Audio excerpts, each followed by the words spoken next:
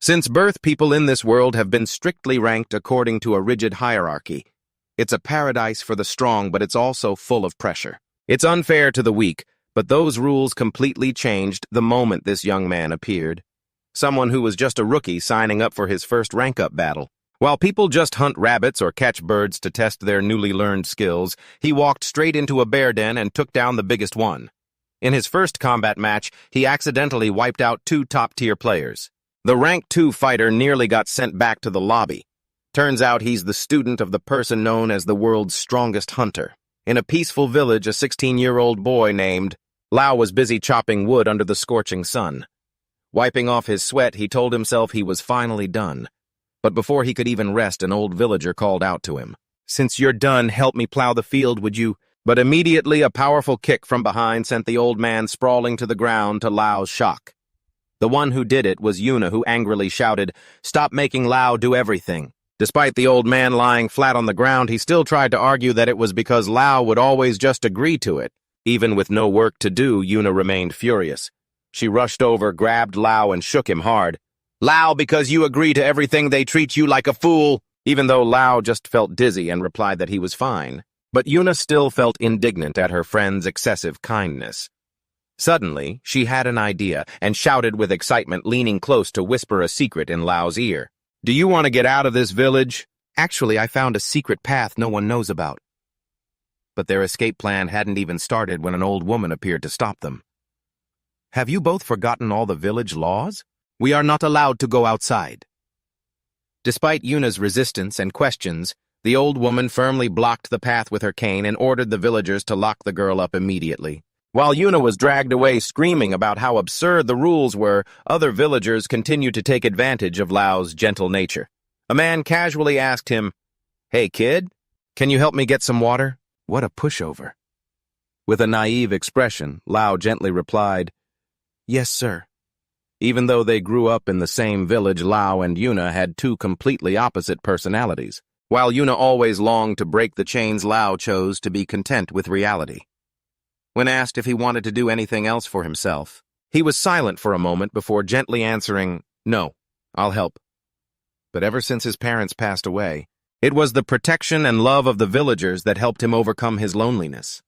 Lao secretly thought that everyone treated him like family, so he only wanted to repay that kindness. With a sincere look in his eyes, he affirmed, "I love this village and everyone here very much."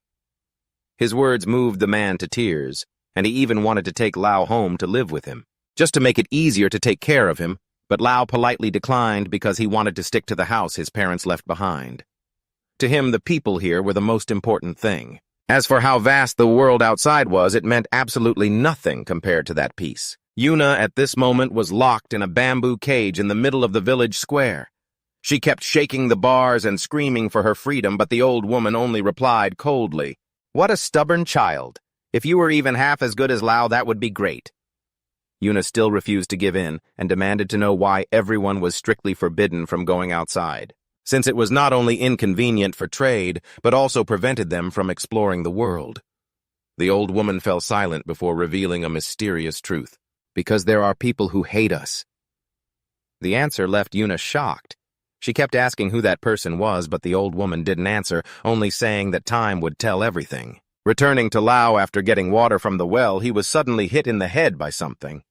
Looking around, he was surprised to see Yuna peeking from behind a rock, signaling him, "Stay quiet."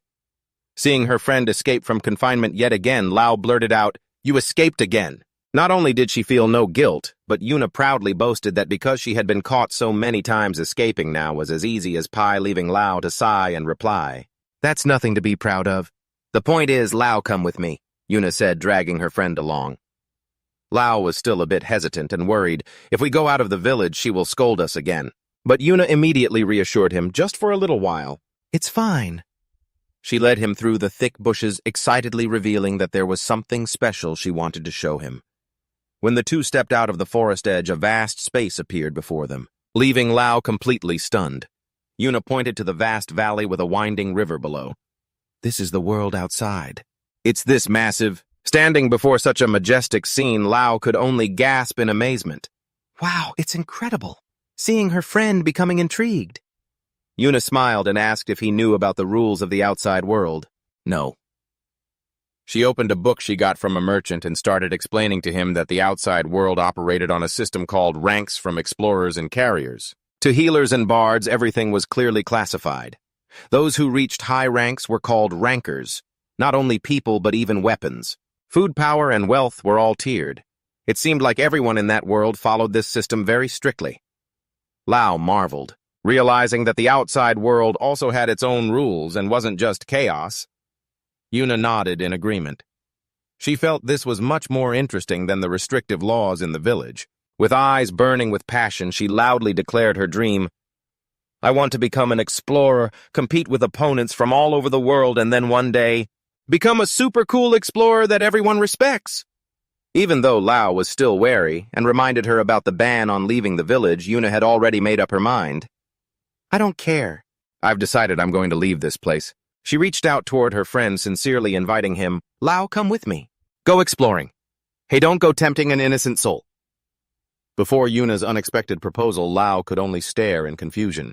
Yuna insisted that Lao should go out too. Then, remembering back to when they were 5 years old, how Yuna was attacked by a giant bird, and it was Lao who bravely saved her life in Yuna's memory of that day. Lao had unleashed an incredibly powerful blue energy to drive the monster away, yet Lao himself claimed to have no memory of that event at all. Did that really happen? Yuna gestured wildly, insisting with absolute certainty that it did. Something blue had erupted out of nowhere. Yuna looked at Lao with eyes full of trust, confessing that even though he was often spacey, she knew that when things got serious, he was stronger than anyone else. She believed that if he stepped out into the vast world beyond, he would shine even brighter. Yuna beamed, reaching out a hand to her friend and earnestly inviting him. So let's go explore the world together, okay? Both stood silently before the vast horizon where their dreams were beginning to stir. However, Lao kept his head down, hesitant. He softly thanked Yuna but firmly refused, because of his deep love for this village. The answer made Yuna furious. She hit him, scolded him for being a stubborn idiot, and not wanting to care anymore, she turned her back and walked away, not forgetting to leave behind a challenge. Go ahead and live in this village your whole life then. Watching his friend's back fade into the distance, Lao could only tell her to get home safely. He never thought Yuna would actually leave the village, sitting alone in the meadow as the sun began to set. The two words, star rank, kept swirling in his mind. Once the sunset had painted the sky crimson, Lao told himself it was time to head home. But just as he stood up, a strange feeling made him freeze. Looking up at the sky, Lao was terrified to see a gigantic floating island with ancient architecture, hovering right above his head. He stood stunned, unable to believe his eyes. What was that? Suddenly, the island emitted brilliant blue electric currents and fired down a massive, powerful beam of light. He could only scream in horror as he witnessed such a shocking sight. But then the beam of light vanished as quickly as it had appeared, leaving the sky silent, as if nothing had happened. Lao scrambled up, trembling, amazed to realize the giant island had completely disappeared. It left no trace. It came and went as quickly as a gust of wind. He ran for his life through the forest, his heart pounding as if it wanted to jump out of his chest. In Lao's mind, there was only one thought. It's okay, there's no way anything happened. He reassured himself, calling out Yuna's name, his grandmother's, and all the villagers. But as he reached the edge of the cliff, his feet stopped dead at a horrifying sight. The entire village had evaporated, leaving behind nothing but a hollow, eerie abyss. Lao's face went pale, and he gasped in ragged breaths. What is happening? Not believing the reality before him, he wept miserably, calling out for Yuna and his grandmother in vain. His screams echoed, but there was no response. In his utter despair, the memory of Yuna's smile and the villagers' promise to treat him like family flooded back, squeezing his heart. Lao collapsed to the ground, letting out a heart-wrenching scream amidst the blood-red sunset. Everything had been destroyed in an instant. Going insane would be an understatement. He sobbed, asking the heavens why. Why did it have to be this way? Just then, heavy footsteps echoed from behind. A man with a rugged appearance carrying a sword at his hip walked over quietly. He looked down into the abyss with eyes full of regret. He muttered to himself, "Damn it, I'm late again." I could only stand by and watch. Realizing the stranger's presence, Lao looked up with tear-filled, bewildered eyes. The man looked away, trying to suppress a sigh. "I know you're hurting, kid, but don't worry, that island is gone now." Hearing the word island, Lao seemed to snap back to reality. He lunged and grabbed the man's jacket, interrogating him with agitation. "The island from before, do you know what happened?" "Tell me. What happened to this village, to the people?" "What is that thing?" Instead of answering, the man handed him a piece of paper and said coldly, "Leave this village. Go to the place written on this. Then you will be safe." Lao wouldn't have it. He grabbed the man's collar and shouted, "Tell me I know." His anger made the man snap. "Look, the whole village is gone." He insisted that this was not a world a child like him could touch, and then demanded that he forget everything. Turning away to leave, the man gave one last warning. "Don't try to look for anything. It's not worth sacrificing yourself to." Standing alone in the rubble, Lao bowed his head. Tears fell onto the parched earth. Yuna's words from years ago echoed in his ears. "I know you're spacey, but when things get serious, you're stronger than anyone." Suddenly, a brilliant blue energy erupted from Lao's body, swirling violently like a storm. The man turned back in astonishment, eyes wide, as Lao declared firmly, "How could I ever forget? I will go to that island and bring everyone back. Prana is the spiritual energy of all living creatures, a power that everyone possesses but very few are aware of, and can actually control. There are geniuses who use it unconsciously in combat or art, but normally prana is colorless and extremely difficult to see. Only those with an overwhelmingly powerful prana can make it tangible like Lao is doing right now. He has natural-born power without even realizing it." Watching the boy intently while staring into the blue aura engulfing him, the man clucked his tongue deep in thought. So this is a survivor from the village. He calculated to himself that while he wanted to prioritize protecting the boy with that kind of will, in just a few years the kid would surely run off on his own to seek the truth. The boy couldn't hide his curiosity about how this strange world works. The man decisively launched a sword down, embedding it firmly in front of Lao, and commanded, "If you want to reach the island, pick up the sword. If I see potential, I'll train you." Lao looked at the sword before him, sweat trickling down his forehead, but his gaze didn't waver. The man also drew his sword immediately. A fierce red aura of prana erupted with killing intent. He roared as he charged, intending to kill. "Come at me!" With a split second of hesitation, Lao tightened his grip on the hilt, gathered his momentum, and lunged straight at his opponent with wind-tearing speed. The two streams of red and blue energy collided violently, creating shockwaves that shook the entire region. Even though he realized Lao was a total beginner with a sword, the man was still terrified by the pressure the boy was creating in that moment of direct confrontation. He inwardly marveled, admitting, "Clearly the kid is a newbie, but this pressure is stronger than anyone else's." The prana from Lao's body exploded. It was so powerful that the man had to gasp. Such extraordinary prana waves. The pressure from the boy made him realize he couldn't underestimate him. Not for a second longer. He told himself, this kid is no joke. After the showdown, the two sat together amidst the somber sunset as the man began to reveal the truth. About the thing that destroyed the village, the Island of Gods, that's what it's called. He explained that this island usually drifts across vast seas, but sometimes it appears suddenly, in completely different locations to wipe out humans or land. With a thoughtful, regretful expression, he blamed himself. "I came to stop it, but I was too late." Hearing this, Lao wondered about the fate of the villagers. The man said that according to one theory, those enveloped in that light would be taken to the Island of Gods. Lao naively asked if he could touch that light to find them. But the man immediately extinguished that hope. "I already told you it's just a theory. Even if they're still alive, who knows what happened to them?" However, he also pointed out a more practical path. There is one shortcut, and that is to climb to the top 10 in the adventurer rankings. Adventurers are experts specialized in investigating and developing unexplored territories. This organization has the largest number of members across all tables. "The top-ranked ones are real monsters," he asserted. "If you can make it into the top 10 among them, you'll have a chance to reach the Island of Gods." But he didn't forget to warn him about how terrifying that place is. Because ever since it was discovered, the Island of Gods has consistently topped the danger zone rankings, a place where almost no adventurer has ever returned alive. Well faced with the boy's iron determination, Aiden asked in a low voice one last time, "You still want to go?" After a slight moment of hesitation, Lao declared loudly, "Yes!" Seeing his unwavering will, Aiden decided to train him for 1 year, although he made it clear that the only thing he could teach him was swordsmanship, so after this time, Lao would have to treat him as a stepping stone to climb the adventurer rankings on his own merit. The man then officially revealed his true identity. "I am Aiden, rank 1. the strongest human knight. He held out his hand, asked for his name, and the boy replied softly, Lao.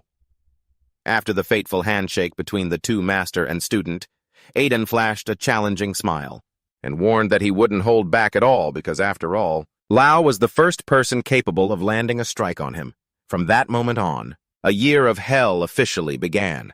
The training sessions were so harsh that the blisters on Lao's hands and feet burst, his muscles ached intensely, and his bones felt like they were being crushed. He constantly had to face giant monsters and suffered severe injuries all over his body. Hard work really does pay off, and true discipline leads to mastery. Throughout that time, Adon never mentioned anything more about the Island of Gods. It seemed he wanted Lao to understand that if he couldn't find the truth on his own, he'd be better off giving up right now. The villagers must still be alive.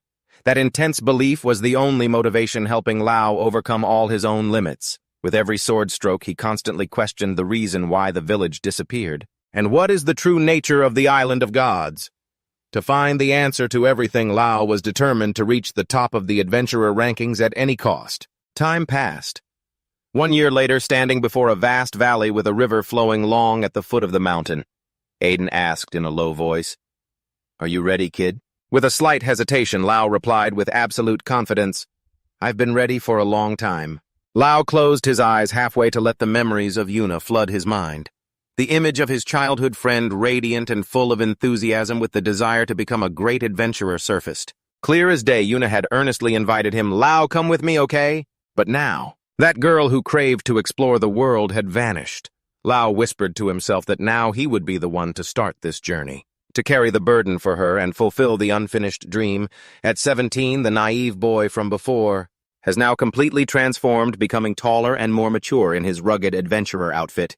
Seeing the clear change in his student, Aiden couldn't help but exclaim, You've grown quite tall. Lao just replied gently that this was simply his growth spurt. As a disciple of the strongest human knight, Lao carried with him iron will and skill. Having been forged in hell to forge ahead, the expedition to the Island of Gods officially begins at the Walter Kingdom, where the imperial capital of Chakista is located. Magnificent at the Chakista branch of the Certification Institute, amidst piles of towering books, the girl was fast asleep until she was startled by a call. Lux, it's almost time. The girl jolted awake and shouted in a panic, Oh no, I overslept! As she hurried down the hallway, she was reminded by the colleague walking beside her. Did you stay up all night researching rankings again? The girl immediately retorted, So what? I'm a certifier after all. The woman warned her in a stern voice that precisely because she is a certifier, she must manage her state well, as her position determines the rank and status of so many people. Being a certifier is a profession respected by people all over the world, requiring deep knowledge and fair judgment to update rankings appropriately. This is one of the hardest jobs in the world. Only those truly chosen and who have passed countless tests can take it on, despite the position being one that many dream of. Lux still enthusiastically declared, Even as a certifier, I'm still very inexperienced. I have to try harder to get promoted. When asked about her goal, the girl dreamed of becoming a dedicated certifier for one, a top-tier ranker. But then she pouted and sneered, I don't like any rankers. Rankers these days are all just idiots. In Lux's eyes, the fierce competition of the past has now been replaced by nearly fixed top positions, making her work lose its meaning. She clenched her fist firmly, asserting that only with innovation can rankings have value. But only when talent appears can there be change. Seeing the passion of her subordinate, the woman smiled and led her to a large door. That rising star will be one of these people. The door opened to reveal a hall packed with people taking the Explorer ranking registration test, to Lux's surprise at the sheer number of candidates this year. Her colleague explained that the main reason was that the Azaban Forest had just entered the Dangerous Zone rankings last month, attracting countless people wanting to try their luck. Lux nodded, observing the crowd. I understand. There are many potential candidates this time. Among them, the most prominent is Audacious, leader of the Red Wolf Mercenary Guild, who currently holds rank 753 in the mercenary world, followed by Eddie Marksman, a genius marksman ranked 402nd from the famous Marksman family, where his father once held rank 2 and his brother is currently at rank 7 with an amazingly fast archery speed. Eddie is expected to have an extremely bright future. Not only that, this exam also attracts countless rankers from different fields, from merchants, knights, sailors, to even guides. So cool, absolutely perfect, Lux declared smugly. After all, I am a certifier. Just by looking, I can tell what rank they belong to. Looks continued to rattle on about the Explorer Ranker title, something every ranker craves to be able to enter special territories like the forest. Azaban. Just then, the bell at the reception desk rang, cutting off her flow of excitement. The woman smiled to greet the guest. Standing in front of the counter was Lou. He calmly said, "They told me to come here to register for a ranking." The woman began to explain thoroughly that ranking is a system managed by the Certification Institute with certifiers, sent everywhere to test ability and determine the rank of rankers.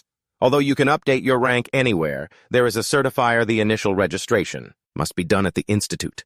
Just in time, the test is about to begin. Would you like to participate? Before the woman's invitation, Lou nodded in agreement. Yes. He quickly filled out the information on the form and paid the exam fee of 3,000 mail. After completing the procedure, the woman gave him contestant number 53 and directed him to the waiting room.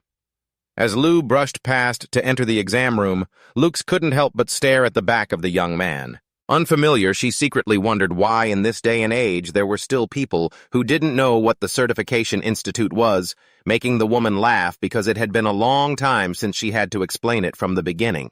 At the competition hall, the woman loudly announced the start of the Explorer Ranking registration test. The exam will consist of 3 tests. The first is a written exam. Next is the practical, and the final test will be announced later. Whether you pass or not will be based on the total score of all 3 parts. So she encouraged the candidates not to give up until the very last minute. As soon as the written exam began, the atmosphere in the room became extremely tense. Low groans echoed amidst heads scratching and pulling hair. "So hard, the questions are so broad. Time's up," the announcement sounded, ending the tense written exam. The woman collected all the papers and announced, "The practical exam will take place in 2 hours at the forest on the outskirts of town." While the candidates rested, she asked Lux to lend a hand in grading to keep up with the schedule. Lux happily agreed, but when she flipped to paper number 53, she suddenly froze. That was Lou's paper, the young man with the cold gaze she had noticed. Just now, looking at the content inside, Lux couldn't help but gasp, "This!" Hitting her eyes was a sheet of paper with bright red cross marks from top to bottom. From questions about roots to identifying magic beast symbols, Lou answered everything completely wrong or bluntly wrote, "I don't know." Everything was wrong. She sighed in frustration, secretly praying for the country bumpkins who were struggling with this overwhelming memory test. So his written exam is a failure, huh? 2 hours later, the practical exam officially began in a dense valley. The content of the test is treasure hunting, requiring candidates to search for and bring back items on the list. Listed on the wooden board, the score will be calculated based on the rarity of the item in the right column. The higher the point, the greater the rank. The judge also emphasized strict rules. Fighting among candidates is strictly prohibited, and the first person to touch an item becomes its owner. Meanwhile, the crowd of participants begins to brag boastfully about their knowledge, about medicinal herbs or their insect-collecting skills. The moment the start signal echoes, everyone bolts into the deep forest at breakneck speed. Meanwhile, Luke and the examiner watch from afar, observing that with the exceptional movement skills displayed by this year's batch, perhaps half of them will meet the requirements. When asked if she has her eye on anyone, Luke only sighs in disappointment, as she hasn't seen any real talent that truly impresses her yet.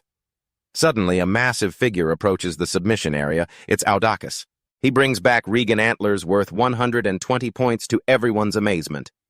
Even though the examiner reminds him there is still time to earn more points for a higher starting rank. Audacus nonchalantly replies that his main profession is a mercenary, so he's not desperate for an explorer's ranking.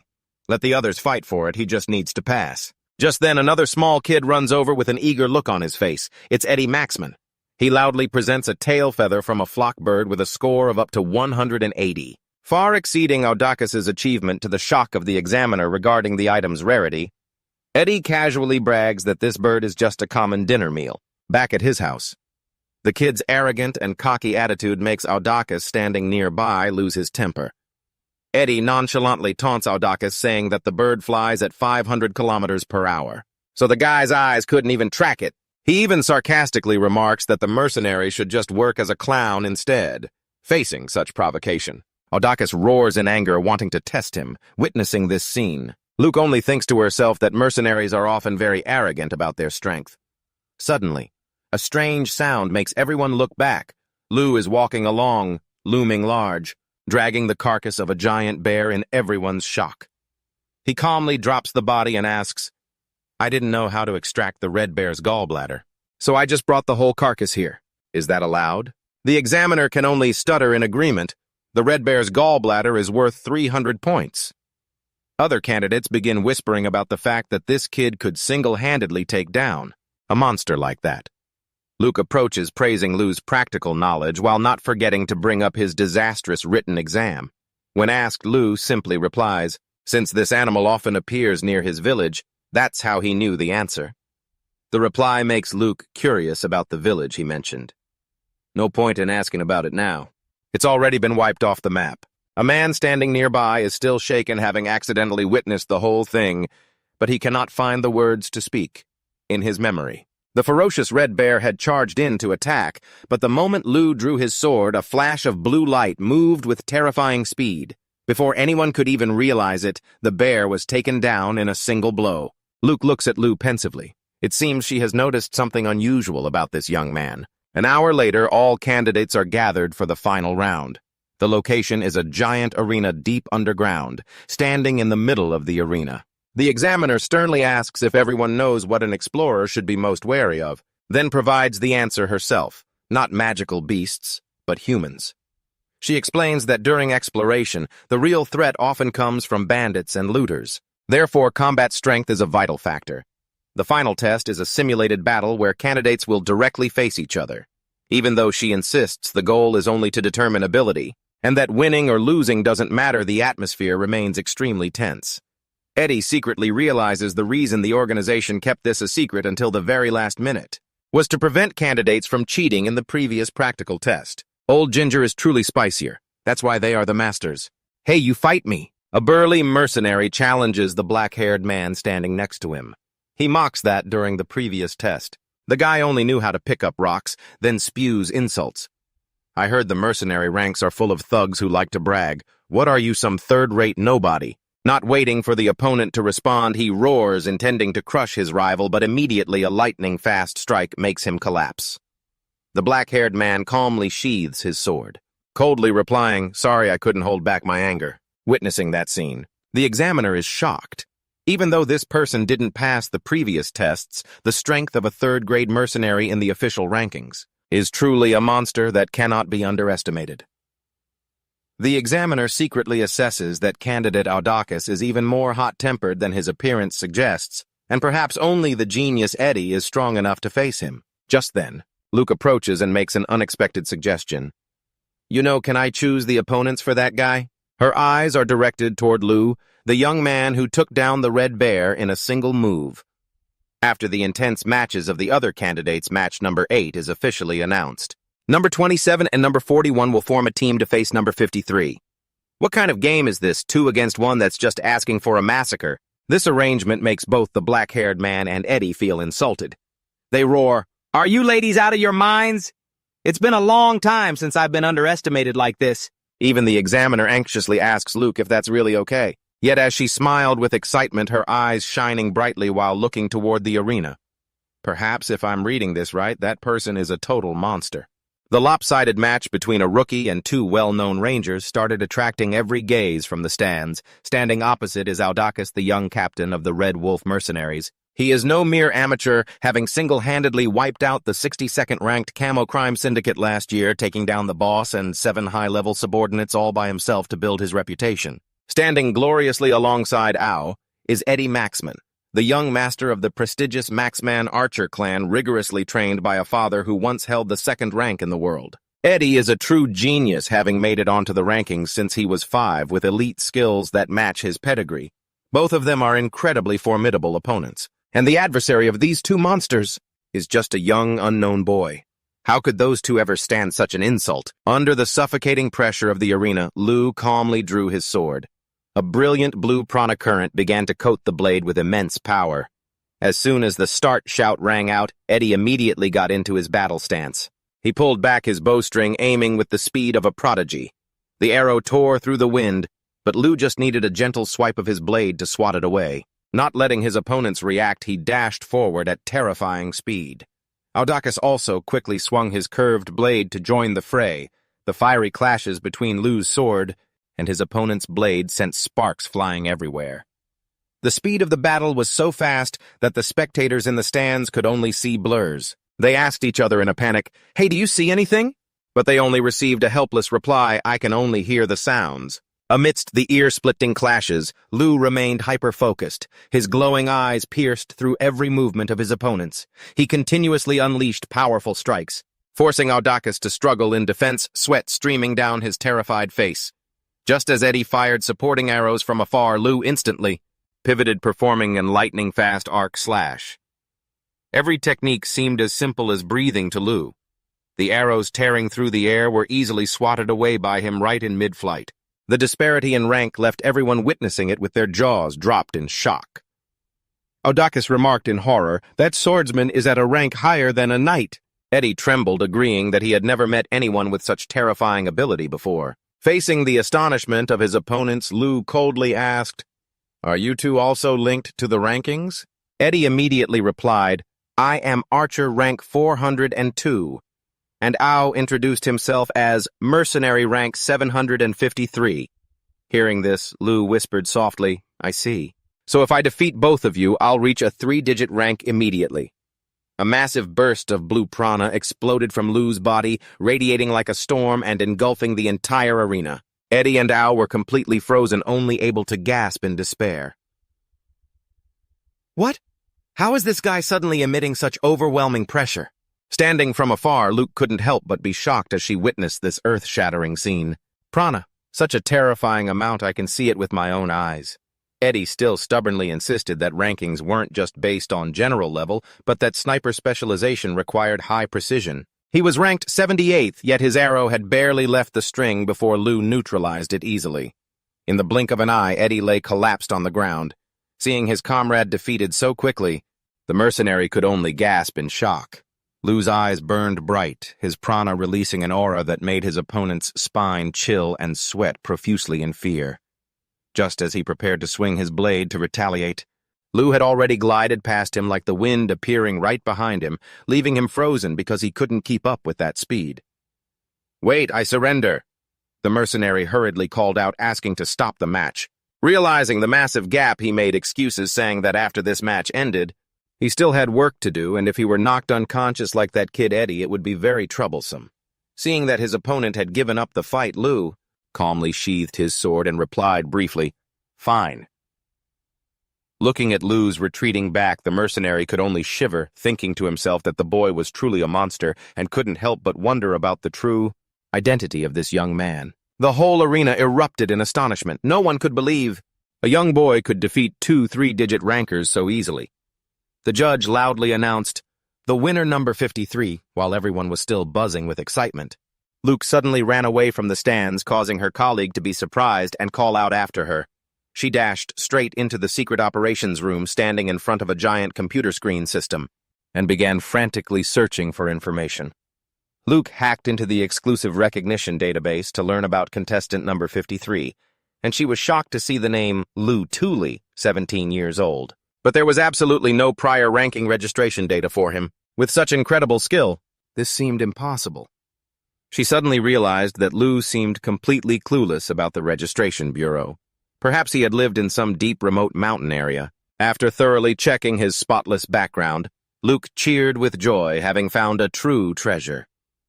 Where has this talent been hidden away all this time? Without hesitating for even a second, Luke rushed out of the operations room, slamming the door and running for her life toward the arena. She shouted, "Lu Tooley, let me be your exclusive certifier." However, she was one step too late. Around Lu, there was already a crowd of other certifiers scrambling, vying for him. "Ask me, will you hire me as your exclusive certifier?" "No, wait, don't you think I'm a better fit?"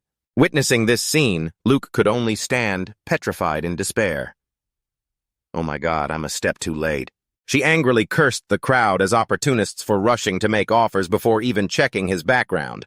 Amidst the circle of invitations, Lu blankly asked, "What is an exclusive certifier?" Seizing the moment as he rushed forward to brush everything aside, so she could explain, she enthusiastically clarified that this person was specifically assigned to an adventurer to update their ranking at any time. Instead of waiting endlessly for the usual dispatch and assessment from the association, having an exclusive appraiser would help an adventurer climb the ranks instantly. Insisting that this position was highly valued by top adventurers worldwide, she spoke while pulling a sparkling device from her pocket, identifying it as an exclusive appraiser's tool. The ranking device, or Rander for short, she asserted, was the key.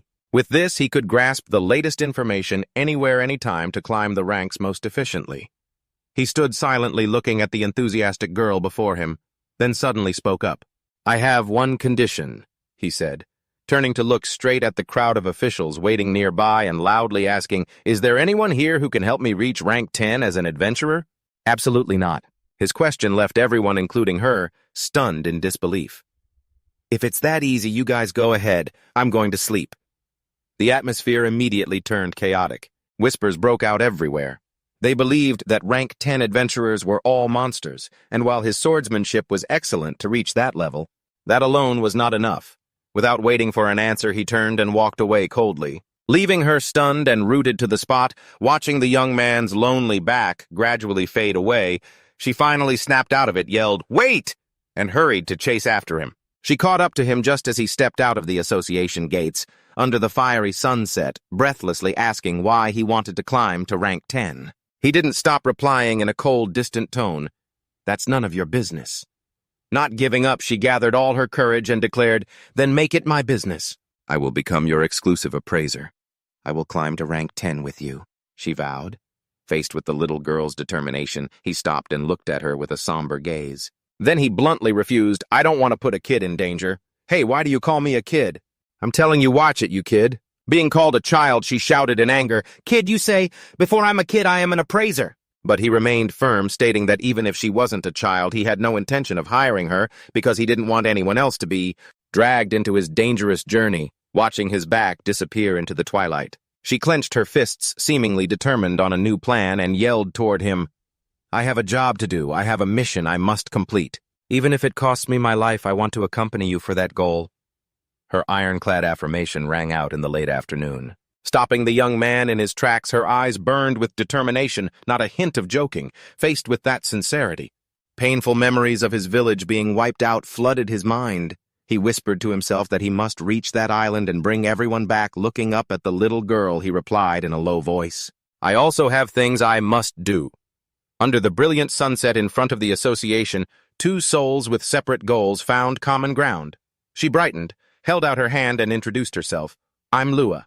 I will help you become a top-tier ranker." He politely shook her hand, confirming his identity, Lao Tu Li.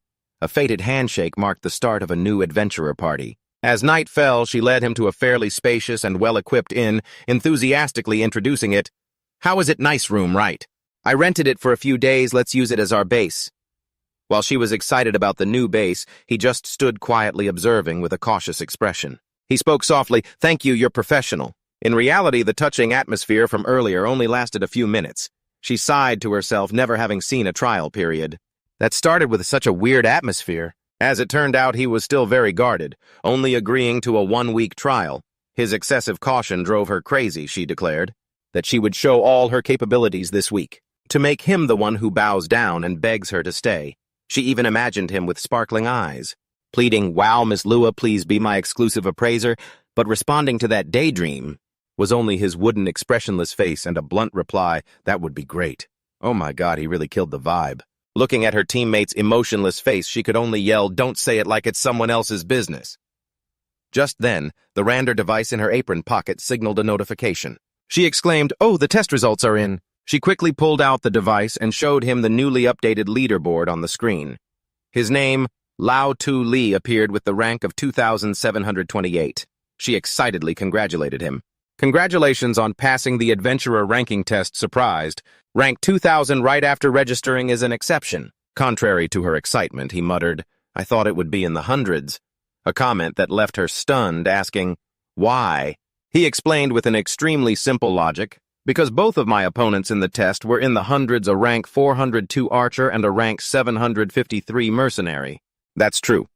But for someone who fought two such strong guys to be ranked 2,000, that's stingy. She explained that the adventurer rankings have extremely fierce competition, because the number of participants is far higher than other fields. She showed him his detailed stats. Lao Tu Lai Adventurer rank 2,728, but most shockingly his sword speed rank. Since the number of participants is way higher than in other categories, she hands Lao the detailed stat sheet for Lao Tu Lai rank 2,728 Adventurer. But the most astonishing part is his sword speed rank. Reaching number 58 looking at these stats, I can't help but exclaim that from a certifier's perspective, this is truly a terrifying talent, and I'm curious about the two previous opponents. I asked if they possessed many different rankings like this. I immediately displayed the info for Audacious and Eddie Maxman as examples. He's not just a rank 753 mercenary, but also holds other positions like rank 521 swordsman, rank 209 special cleaner, or even rank 86 trusted crime boss. Meanwhile, Eddie, besides the title of rank 402 archer, is also a rank 78 sniper and a rank 19 mushroom cultivation expert. Having many rankings means more job opportunities, but Lou flatly declared he doesn't want a job. I realized that even though we just met, I understood part of Lou's character. He wants to climb to rank 10, adventurer by the shortest path, just to reach his only goal, reaching the nobility. I was stunned. Why did he know that secret? I explained that it's the exclusive privilege that only those in the top 10 adventurers can receive. I suggested that after the trial weekends, Lou should tell me his real reason, and in return, I'll reveal my own situation to make it fair. Although admitting it is a bit hard to explain to someone new to the ranking board, I still said in a low voice that what I'm pursuing is the dark side of this ranking system. Seeing Lou still looking blank, I quickly changed the subject, wondering about the source of his strength and the extraordinary sword techniques he possesses when Lou calmly revealed that a year ago. He was a disciple of a knight named Aiden. I was so shocked I yelled, "Aiden!" I couldn't believe my ears when I heard the name Aiden, the man known as the Rank 1 Knight, the strongest human on Earth. I grabbed Lou by the collar and questioned him in utter disbelief, but he just naively replied that Aiden introduced himself to him like that. Although I insisted that reaching this level in just 1 year is shocking news, Lou still casually thought that 1 year is a very long time. It left me speechless at his indifferent expression. Talking to blockheads like this? Maybe talking to my own knees would be more interesting. I shouted in astonishment. Aiden is a swordsman famous for not teaching his techniques to anyone. I explained that countless people have been rejected after begging for his instruction. If there were a ranking for refusing disciples, Aiden would definitely be at the top. Rumor has it he does that to pass it on to the next generation of rank 1 knights, causing many others to risk their lives climbing ranks just to be noticed by him. I looked at Lou in disbelief and blurted out, "But who would have thought you'd inherit it? Other knights would faint if they knew about this." Seeing Lou naively ask back, "Is he that great?" I roared. "Of course he's at the top, meaning he's the strongest in the world. I can't believe it." I grumbled at Lou's stiff attitude. "Seriously, you're just blanking out again," I muttered. "How were you raised? I have to look at the data again." Just as I checked the device, I muttered in suspicion when I saw the name Tully appear in the registry for the first time. I wondered if this was a fake alias. Memories of the conversation with his master flooded back.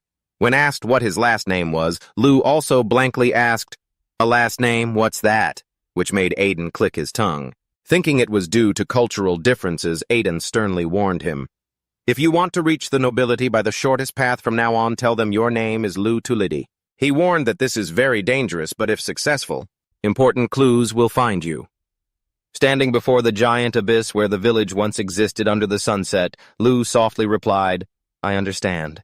Returning to reality, I silently realized this definitely wasn't a fake alias. With sad eyes, Lou softly explained, "Tully is the last name of my noble family." Realizing the importance of this name to Lou, I softly replied, "I understand. Thanks for letting me know." The night had grown late. Lou prepared to rest and reminded me, "Let's rest for today. The certifier's work is also done for now." Seeing me still wearing my brown hat, he nonchalantly said, "You should take your hat off." I breathed a sigh of relief as I took off the cumbersome thing, but the moment I removed my hat, Lou froze. He stammered, "You are a girl." Beneath the hat was long, smooth blue hair. I blankly asked, "What?"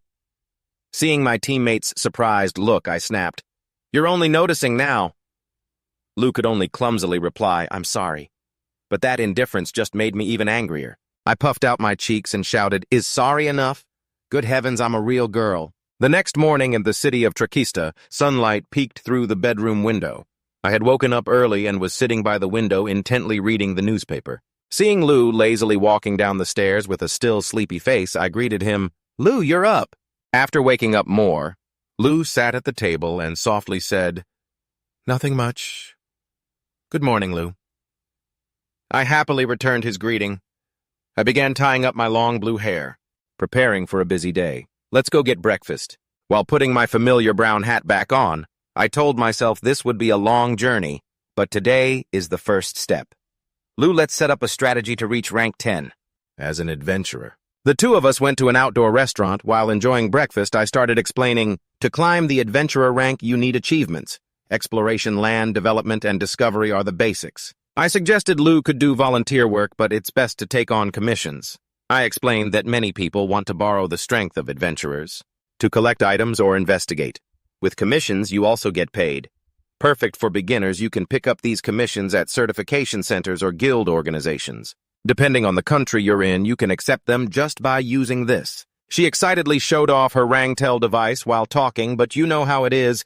Showing off expensive gear just makes everyone else jealous. After eyeing the compact device in his hand for a while, she remarked, "So it really is a Rangtel, isn't it? Useful, right?" Seeing him start to get interested, she immediately tried to rope him in. "See, if you become my exclusive certifier, you can use it freely. Think it over.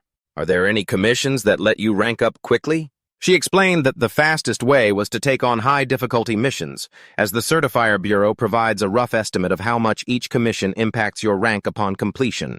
He scanned the list of missions on the screen marked with ominous skull icons for danger. He pointed at the top row and said decisively, "I'll take the one at the very top." She curiously checked the details to see what it was. Retrieve a secret treasure from the Rokiana Underwater Temple Rank 7 Danger Zone. As soon as she read it, she slammed the table and jumped up in a panic. She shouted across the restaurant, "No way! You can't do that right now." No matter how hard she tried to stop him, he replied calmly, "How would I know unless I try?" But she was dead set against it. "You don't need to try to know it's impossible," she yelled, slamming the table again full of worry. "Trust the eyes of a professional certifier. This commission is way too hard for you right now. You'll be dead before you even rank up."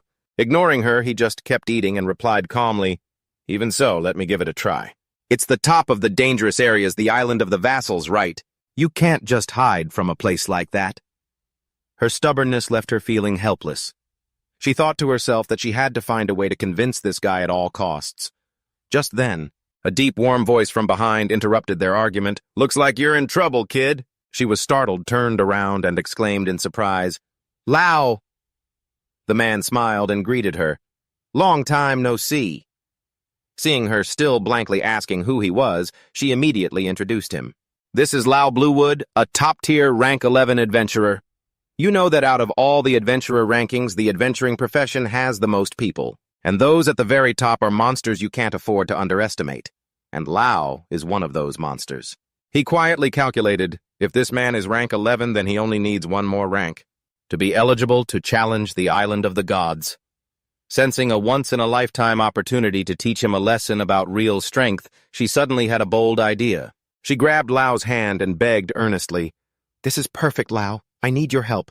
Please beat him. Show him what he's dealing with. Stubbornness won't get him anywhere." Soon after, both of them were at a massive underground arena. Lao stepped onto the field and asked casually, "Kept you waiting?" As Lao approached holding a long spear, he explained that since he rarely accepted sparring matches, he had to borrow a weapon. "It's a bit light, but it should be fine." Standing before such a high-ranking senior, he bowed politely. "Lao, nice to meet you." Seeing this, Lao reminded him, "You can talk casually. The adventurer rankings don't really require all that formality." He revealed that she was actually the one who had updated his ranking in the past. Lao didn't hold back his praise, calling her an incredible certifier who not only possessed deep knowledge but was also extremely dedicated to creating the most accurate rankings. "It's a passion I haven't seen in any other certifier. If it's a request from her, I'm more than happy to oblige. She seems to really care about you." Facing the pressure from a rank 11 powerhouse, sweat rolled down his cheek. He could sense the overwhelming power of his opponent. Just by looking, he knew he was strong. "The moment I rush in, I'm going to get skewered by that spear." Seeing him frozen by the killing intent, she worriedly called out his name. She continued to encourage him. This is a great opportunity. At the very least, you need to know how vast this world really is. Hearing this, his eyes hardened with determination. He replied silently, "If it's about the vastness of the world, I already know." Instantly, a brilliant blue flow of prana erupted, enveloping his entire body like a raging flame ready for the lopsided duel between a rank 2 728 rookie and the rank 11 powerhouse Lao Bluewood. She raised her hand high and clearly signaled the start.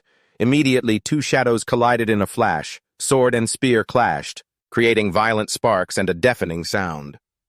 Lao was stunned to see him move at an unimaginable speed. He silently appraised his opponent's technique. He's coding his hands and feet in prana to increase his speed. Even for a low-ranked amateur, he's not bad at all.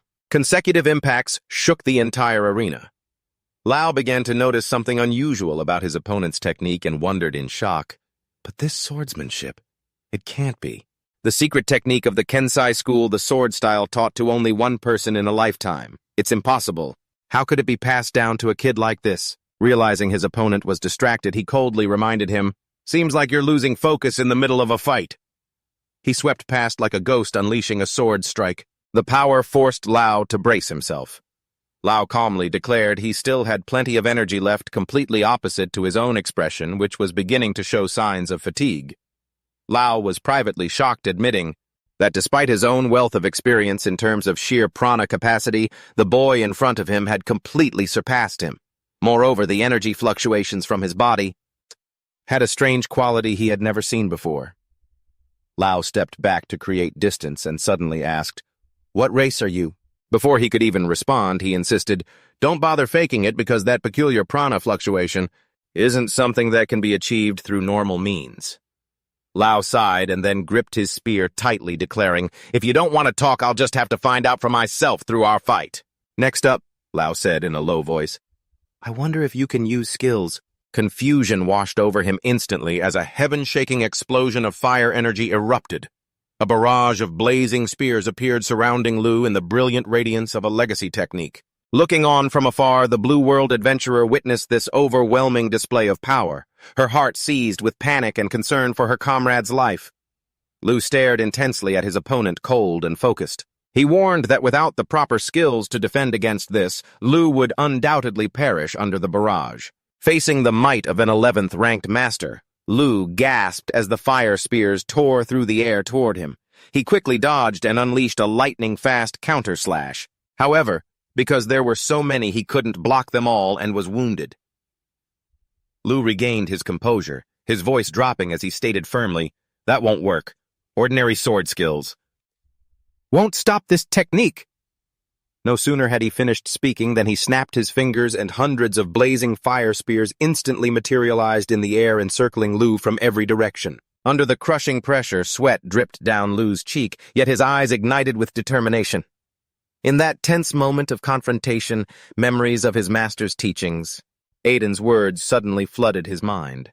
Aiden had strictly reminded him, "Lu, you still haven't mastered your prana, but once you do, you will gradually be able to use these techniques." While Lu was still confused and asked what technique, Aiden had already drawn his sword and ordered him to watch closely. Returning to the present, a brilliant surge of blue prana exploded fiercely, coating his entire body and sword. With eyes burning with energy, Lu poured everything he had into unleashing the crescent slash. A colossal wave of energy, a storm wind, surged forth like a deep blue tornado, leaving Lao completely stunned by this sudden eruption of power. Lao gasped in shock. So fast! Lu's speed had far exceeded the normal limit. Lao realized this was a high-speed strike that the naked eye couldn't track. But with the instincts of an 11th-ranked adventurer, he managed to pivot and defend in time. The gap in experience and strength began to show as Lu was repeatedly pushed back. Pummeled by powerful strikes, he was knocked into the air and crashed heavily back to the ground, kicking up clouds of dust. He watched as the young man struggled to get back up. With a gaze full of resolve, Lao said in a deep, admiring tone, "Impressive." Then cold once more, he declared, "But this wall is too high." Instantly, hundreds of burning spears appeared. They locked down the sky, forming a massive formation that engulfed the entire arena.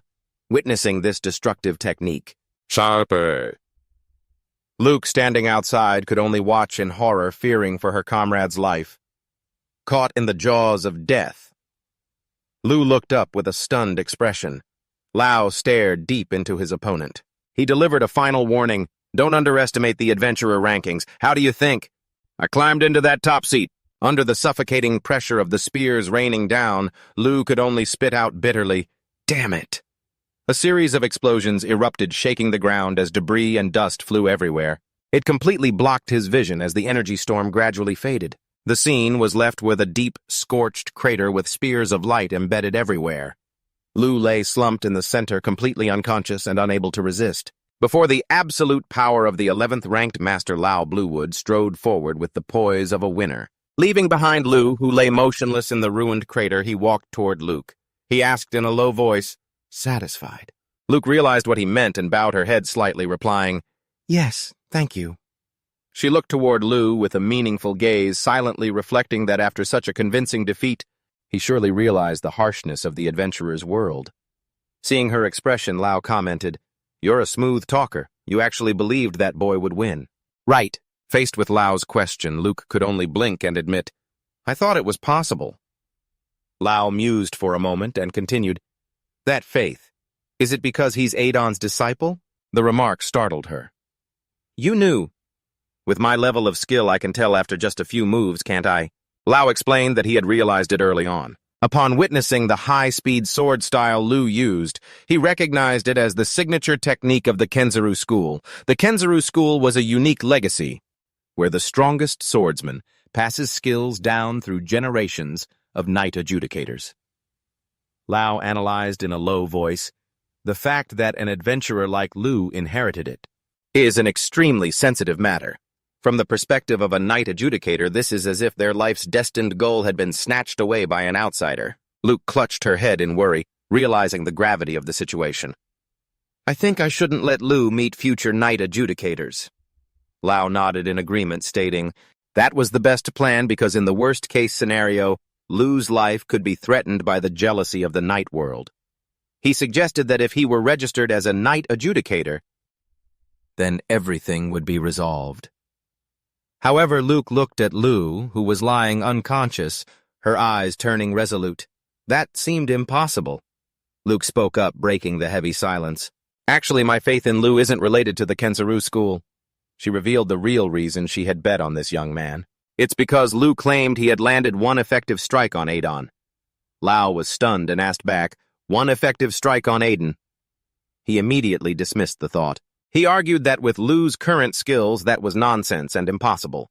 Even though Lao didn't believe it, Luke remained determined to defend her stance. "I thought so too, but Lu isn't the type to lie." Lao fell silent, his eyes filled with deep thought. He mused that perhaps there was a special reason behind this story. Even though the Kenzuru techniques were surprising, what really bothered Lao was the strange prana fluctuation radiating from Lu's body during the fight. As both of them left the arena, Luke called out after him, "Lao!" Lao stopped, his hand gripping his spear. He looked toward the distant horizon and muttered, "That boy might be able to use those techniques too. If he uses them, I might lose." In a hazy memory, Yuna's figure appeared gentle in the small kitchen, humming a familiar melody under the sunlight of the morning. However, that peaceful atmosphere was immediately shattered by his grandmother's shouting, "What are you mumbling about?" She angrily scolded her, calling her a fool, and insisted that it was because of that cursed poem that no one could leave the village. She warned Yuna never to speak of it again. In a hazy state, a warm hand gently touched his forehead along with a belated apology. "Sorry, Lu." Lu jolted awake, realizing he was lying in a hospital bed, his body covered in bandages. From his chest down to his legs, the wounds from his confrontation with Lao still ached, leaving him dazed as he realized he was in an unfamiliar place. "Where is this?" Seeing him wake up, Luke happily approached. "Oh, you're awake." She explained this was the Assessment Bureau's treatment room and noted he had been fast asleep for an entire day. Lu was stunned. "An entire day?" Luke nodded, confirming he had been deep in sleep. It felt as if a string inside him had snapped. According to the doctor, the cause was mental exhaustion that had built up in his heart for too long. With a look full of concern, Luke sincerely advised him, "I don't know what you're carrying on your shoulders, but aren't you rushing things too much?" The image of Lao's light spears raining down flashed in his mind. He quietly admitted, "Maybe you're right." Sensing the atmosphere turn heavy, Luke gripped the edge of the bed. "Lu, I have something important to tell you." She looked straight into his eyes and asked a mysterious question. "Do you know what poetry arts are?" Lu shook his head, admitting he didn't. Luke then explained that poetry arts are a special way of utilizing prana that only certain tribes can use, and even those at the top of the rankings don't have many people who can use them. Lu asked in surprise, "Is Lao one of them too?" Luke nodded, confirming it. "He's a warrior of the Blue World tribe, a people excellent at hunting and living in the southern swamps." She explained that between tribes, there is a tradition of oral transmission through poetry, hence the name poetry arts.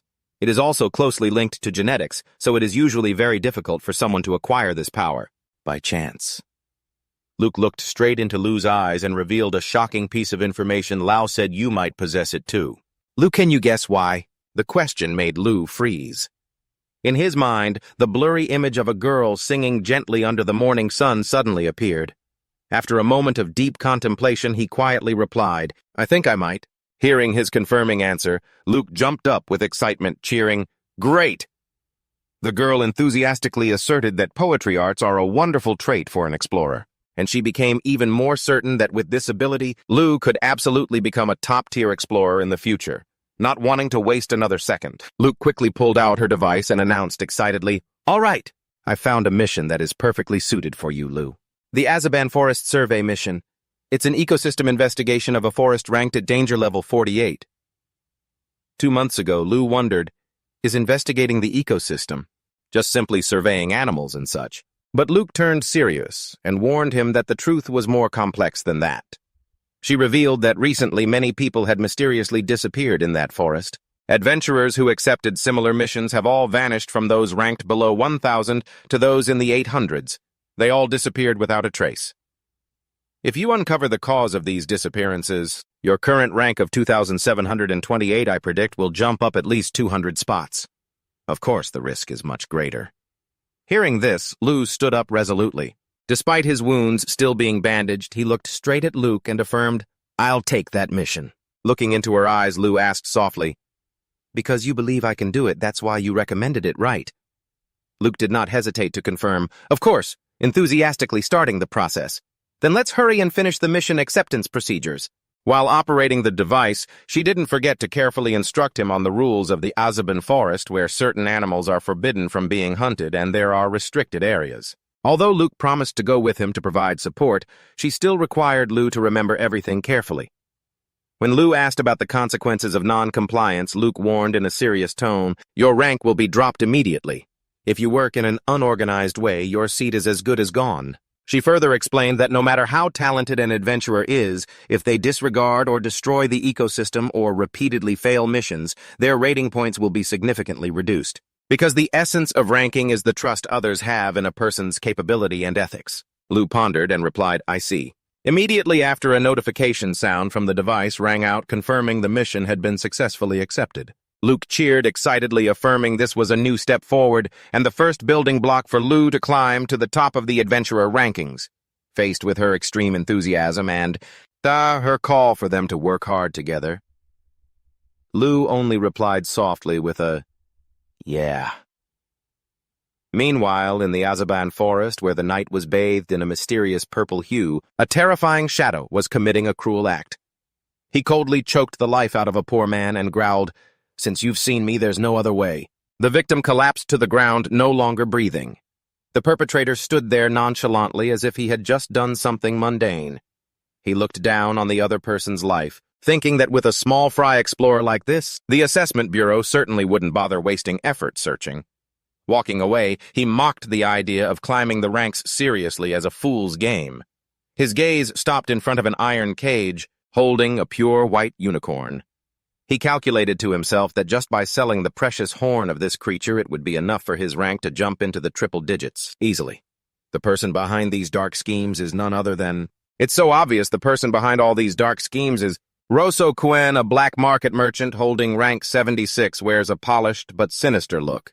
He arrogantly believes that raw power alone isn't enough to climb the ranks. He justifies his existence as an adventurer by claiming to help those suffering from the unfairness of the current ranking system. Standing next to him is Darken Iris. A rank 672 adventurer with a fierce look, he insists he will never give up this lucrative hunting ground, and he loudly declares he will climb all the way to rank 100 somewhere else.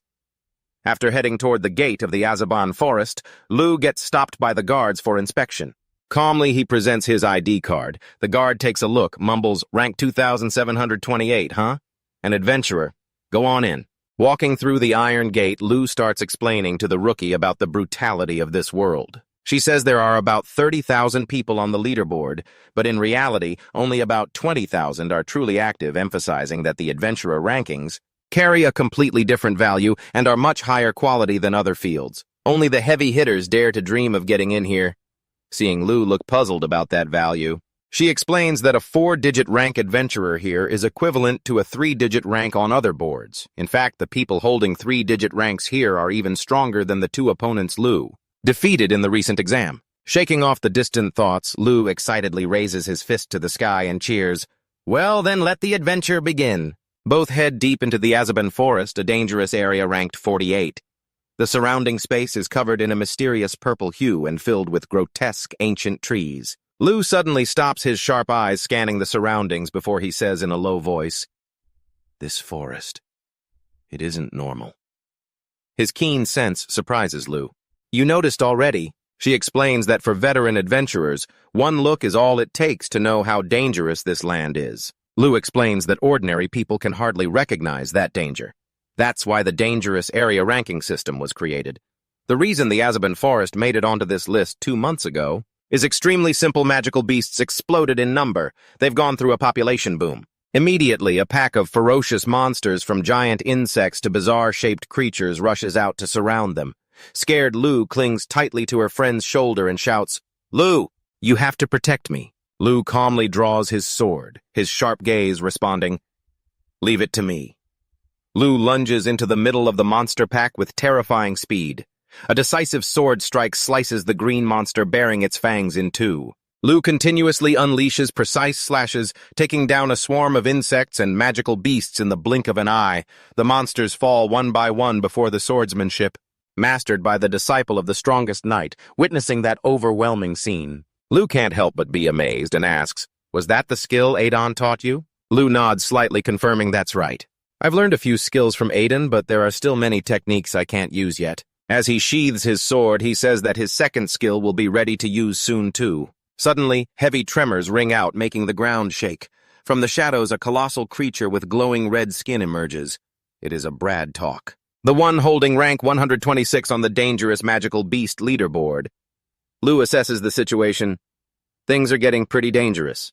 He focuses his energy, letting a deep blue aura of prana explode violently, enveloping his entire body and, rising high like a pillar of light in the deep forest, Lu pours all his strength into one point and bellows cross/, unleashing a giant X-shaped strike carrying destructive power. It pierces through the beast's massive body, taking it down on the spot. After the attack, Lu realizes the situation isn't settled and mumbles, "That was a failure." Seeing the monster still trudging forward, Lu screams in panic, "What the heck do you think you're doing?" Instead of continuing to fight, Lu suddenly grabs Lu and runs for his life. Seeing a bottomless abyss right in front of them, Lu cries out in terror, "Lu, the cliff!" Without a moment's hesitation, Lu simply replies with one word, "Jump." Then he grabs her tight. Before she can even collect herself to protest, they both leap into the deep abyss. Her scream echoes throughout the air. As they free-fall between the sheer cliffs, Lu shows off his masterful movement skills, repeatedly jumping and clinging to massive ancient tree branches to reduce the impact of the fall. When they land safely, Lu is so dizzy her head is spinning. Panting, she scolds, "If you were going to jump, you should have told me." But in the face of her teammates grumbling, Lu just nonchalantly explains, "Sorry, Adon's training was usually like this, so I'm used to it." Lu can only sigh in frustration, unable to imagine just how insane of a training regimen he must have gone through. The two continue to head deeper into a place where the space suddenly becomes shimmering with magical blue lights radiating from the canopy. Standing before this mystical scene, Lu softly exclaims, "This place is..." And Lu excitedly affirms, "This is the area that needs investigating." After the Azaban forest was placed on the dangerous area list, the ecosystem investigation was restarted. About 80% of the investigation is complete, but 20% remains a mystery. That 20% is right here where monsters are erupting in massive numbers and we are witnessing strange creatures from purple birds to winged beasts and glowing plants. Lau couldn't help but be amazed, standing there stunned. When Luke gently called out to him, Lau replied in a deep, thoughtful tone, "I've never seen animals or plants like these." Standing in the midst of this surreal landscape, Lau suddenly realized this was the very adventure that Yuna had always craved and invited him to join. Suddenly a strange noise came from the bushes. It made Lau immediately alert. He was about to draw his sword when Luke panicked and stopped him. "Lau, wait!" From the thicket, a massive white wolf with a brilliant blue horn on its forehead emerged. Luke looked at it stunned and exclaimed, "This magical beast." Standing before the strange creature that had just appeared, Lau asked quietly, "I'm not allowed to fight it." Luke immediately stopped him in a panic. "Of course not!" She quickly pulled out her scanner to check its data and was shocked to realize this was a royal unicorn, an extremely rare species classified as a Tier 4 creature. And it's on the verge of extinction. It's on the red list. Touching it means a 5-year prison sentence easy. As she moved closer, Luke realized the creature was in pain from a large wound on its leg. She felt heartbroken. "It's hurt. Let me take care of it." Lau wondered if she could actually heal it. As Luke gently examined the wound, she explained that because adventurers often get hurt, she had learned some basic first aid skills. She was the one who had bandaged Lau after all. After looking at the weak eyes of the small creature, Luke decided firmly, "Lau, let's set up camp here for today. As an appraiser, I can't just leave this little guy behind." Faced with her determination, Lau just replied gently, "All right." Luke added, trying to make sure Lau didn't feel left out, "If you're wondering, protecting this royal unicorn is basically like an ecological survey. Don't get the wrong idea. It's not that I'm prioritizing it over you or anything." Lau just smiled and replied that he understood and didn't mind at all. As night fell, the two of them set up camp by the fire. Under the branches of a massive ancient tree, in contrast to the quiet of the camp, Lau quietly stepped aside to a corner to continue training. Under the moonlight, a brilliant blue prana current erupted. It covered his sword and his arm. Lau's gaze turned icy, focusing all his spirit on a single point. He called out in a deep voice, "Lotus Strike!" Immediately, a flurry of wind-tearing sword strikes was unleashed at terrifying speed. Despite his best efforts, Lau had to bitterly admit that it was useless. He collapsed onto the grass in extreme exhaustion, his sword slipping from his hand. The image of his defeat against Lau and those searing lances of light still haunted his mind. Facing the harsh reality, Lau could only mutter to himself in bitterness, feeling completely powerless. Looking up at the shimmering night sky, he understood that in his current state, he couldn't make it to the island of the gods. Lau reached out his hand as if to touch his distant dreams, a single burning desire boiling in his heart. "I have to become stronger." He suddenly remembered what Luke said about Lau noticing something special about him. Lau had said, "You have that technique too." Sitting cross-legged in the night forest, Lau softly repeated the technique, trying to feel the mysterious energy hidden deep within his body. Time passed, and as the dawn began to break, Lau was suddenly awakened by Luke's excited shouting. Lau rushed over and asked, "What is it?" He saw that Luke was looking at the unicorn, which was suddenly growling. The snow-white beast was now standing firmly on its feet. Seeing the clear change, Lau remarked, "It's stronger now." Luke explained that the recovery ability of a royal unicorn is very strong, so as long as it is treated properly, it will recover very quickly. She noted that because this is a juvenile, it should have been very friendly toward humans, but this excessive caution proved that its wound was caused by humans. She told Lau to look closely at the blue horn. There was a sharp slash mark, clear evidence that it had just been attacked by poachers. The horn of a royal unicorn was considered a panacea that could cure any disease.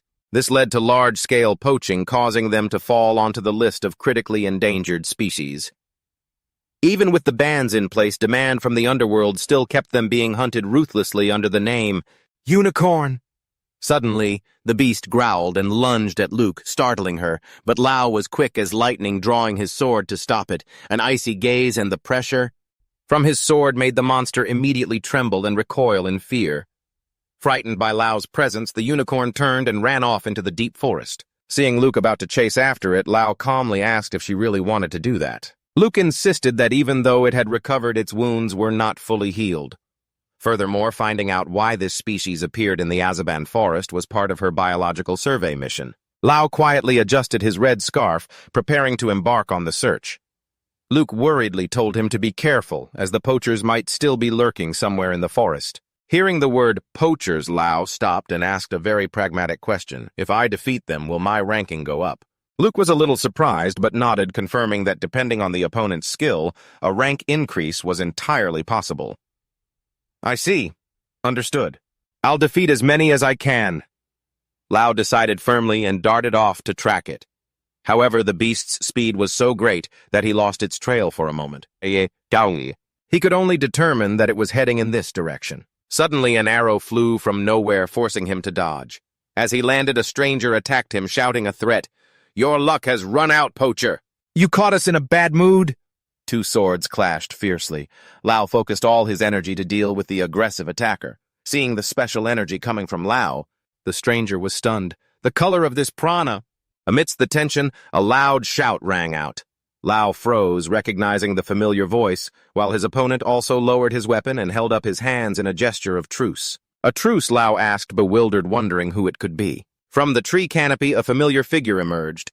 It was Eddie and Ao, his old rivals from the exam. They were acquaintances, so they almost ended up fighting, Back to one day after the exam. The adventurer ranking registration was buzzing with activity. In the magnificent certification hall, the crowd was still hustling and bustling. Everyone was moving about with their own plans. Approaching the reception counter, the mercenary Ao spoke up clearly. I want to accept a quest.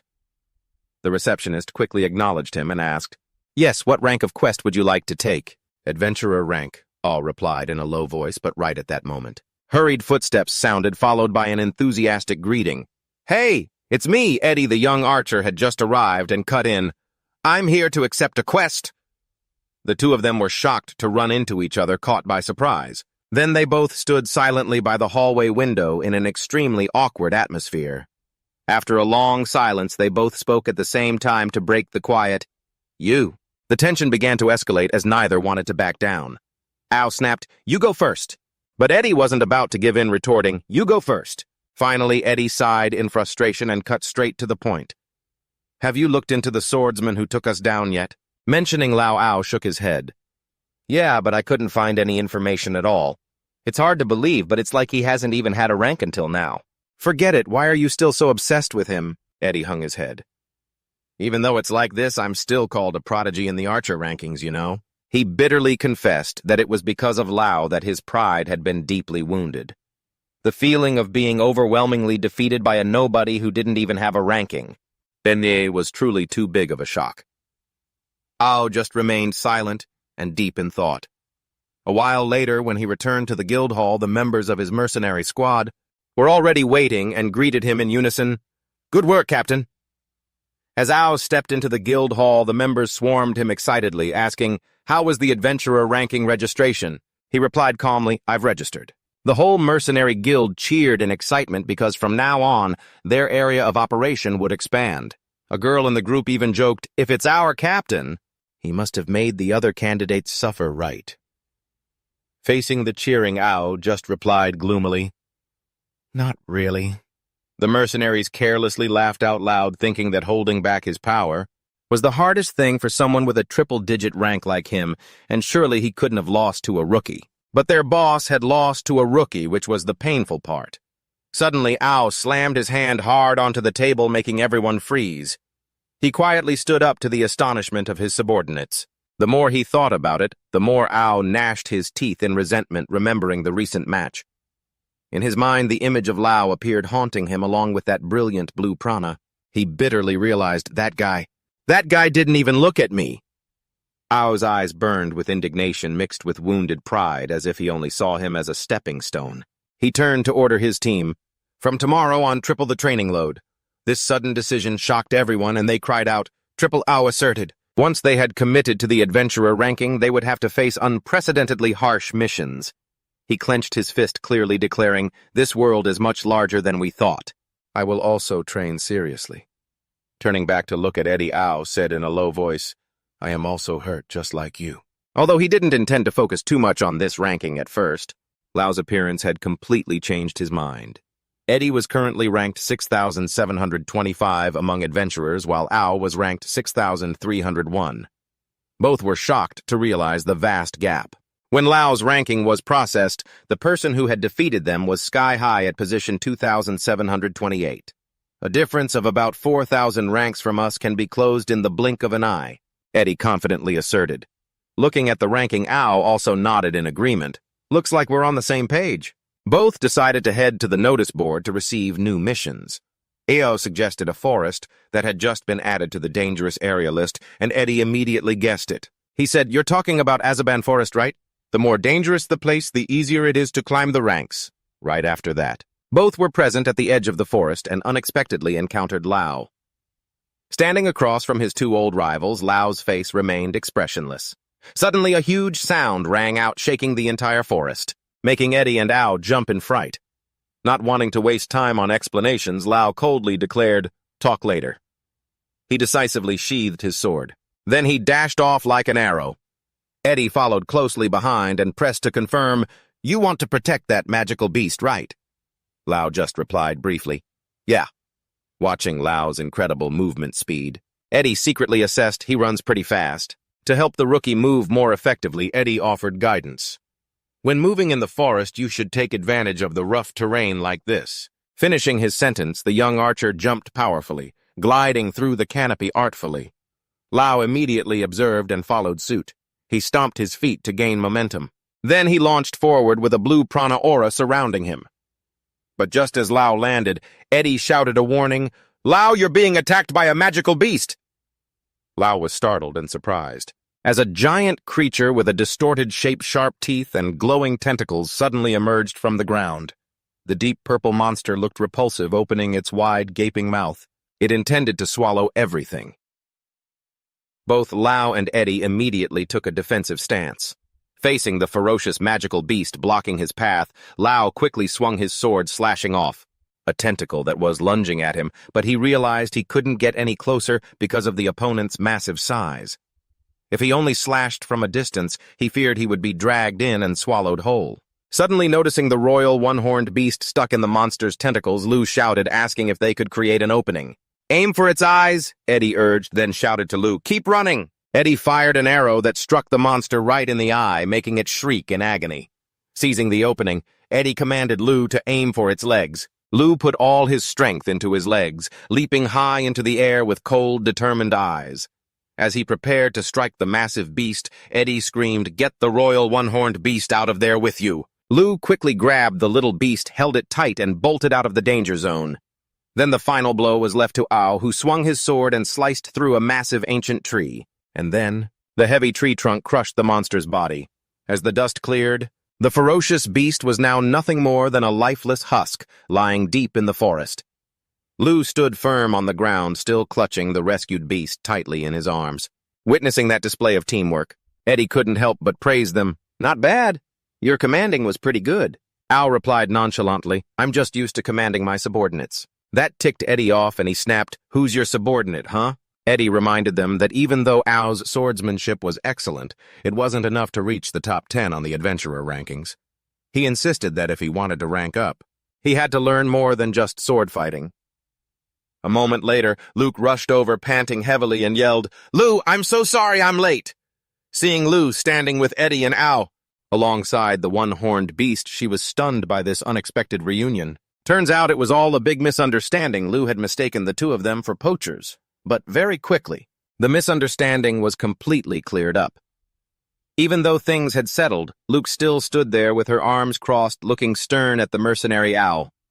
Even if it was resolved quickly, Mission attacking out of nowhere like that is not okay.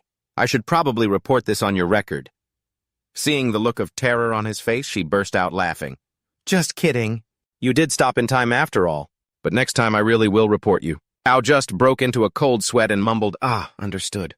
"I'll be more careful." Right after he leaned in and whispered to Lu, "Hey Lu, why on earth are you carrying that special identification device?" Lu answered casually, "I heard it makes it easier to rank up." While struggling to climb over a fallen tree, Ao said in a low warning voice, Ranking up is easy, but you'll be under constant surveillance. There's no profession as rigid as those identifiers. Just the travel back and forth between villages takes all day. Seeing that Lou still seemed clueless, Eddie stepped in and poured cold water on the idea. That's probably not going to happen. You're just being used for their convenience. Do you know why those identifiers want to be exclusive? Because that's the only way they can get promoted. Hey, don't go bad-mouthing each other's professions like that. Eddie continued to analyze the truth behind Luke's enthusiasm.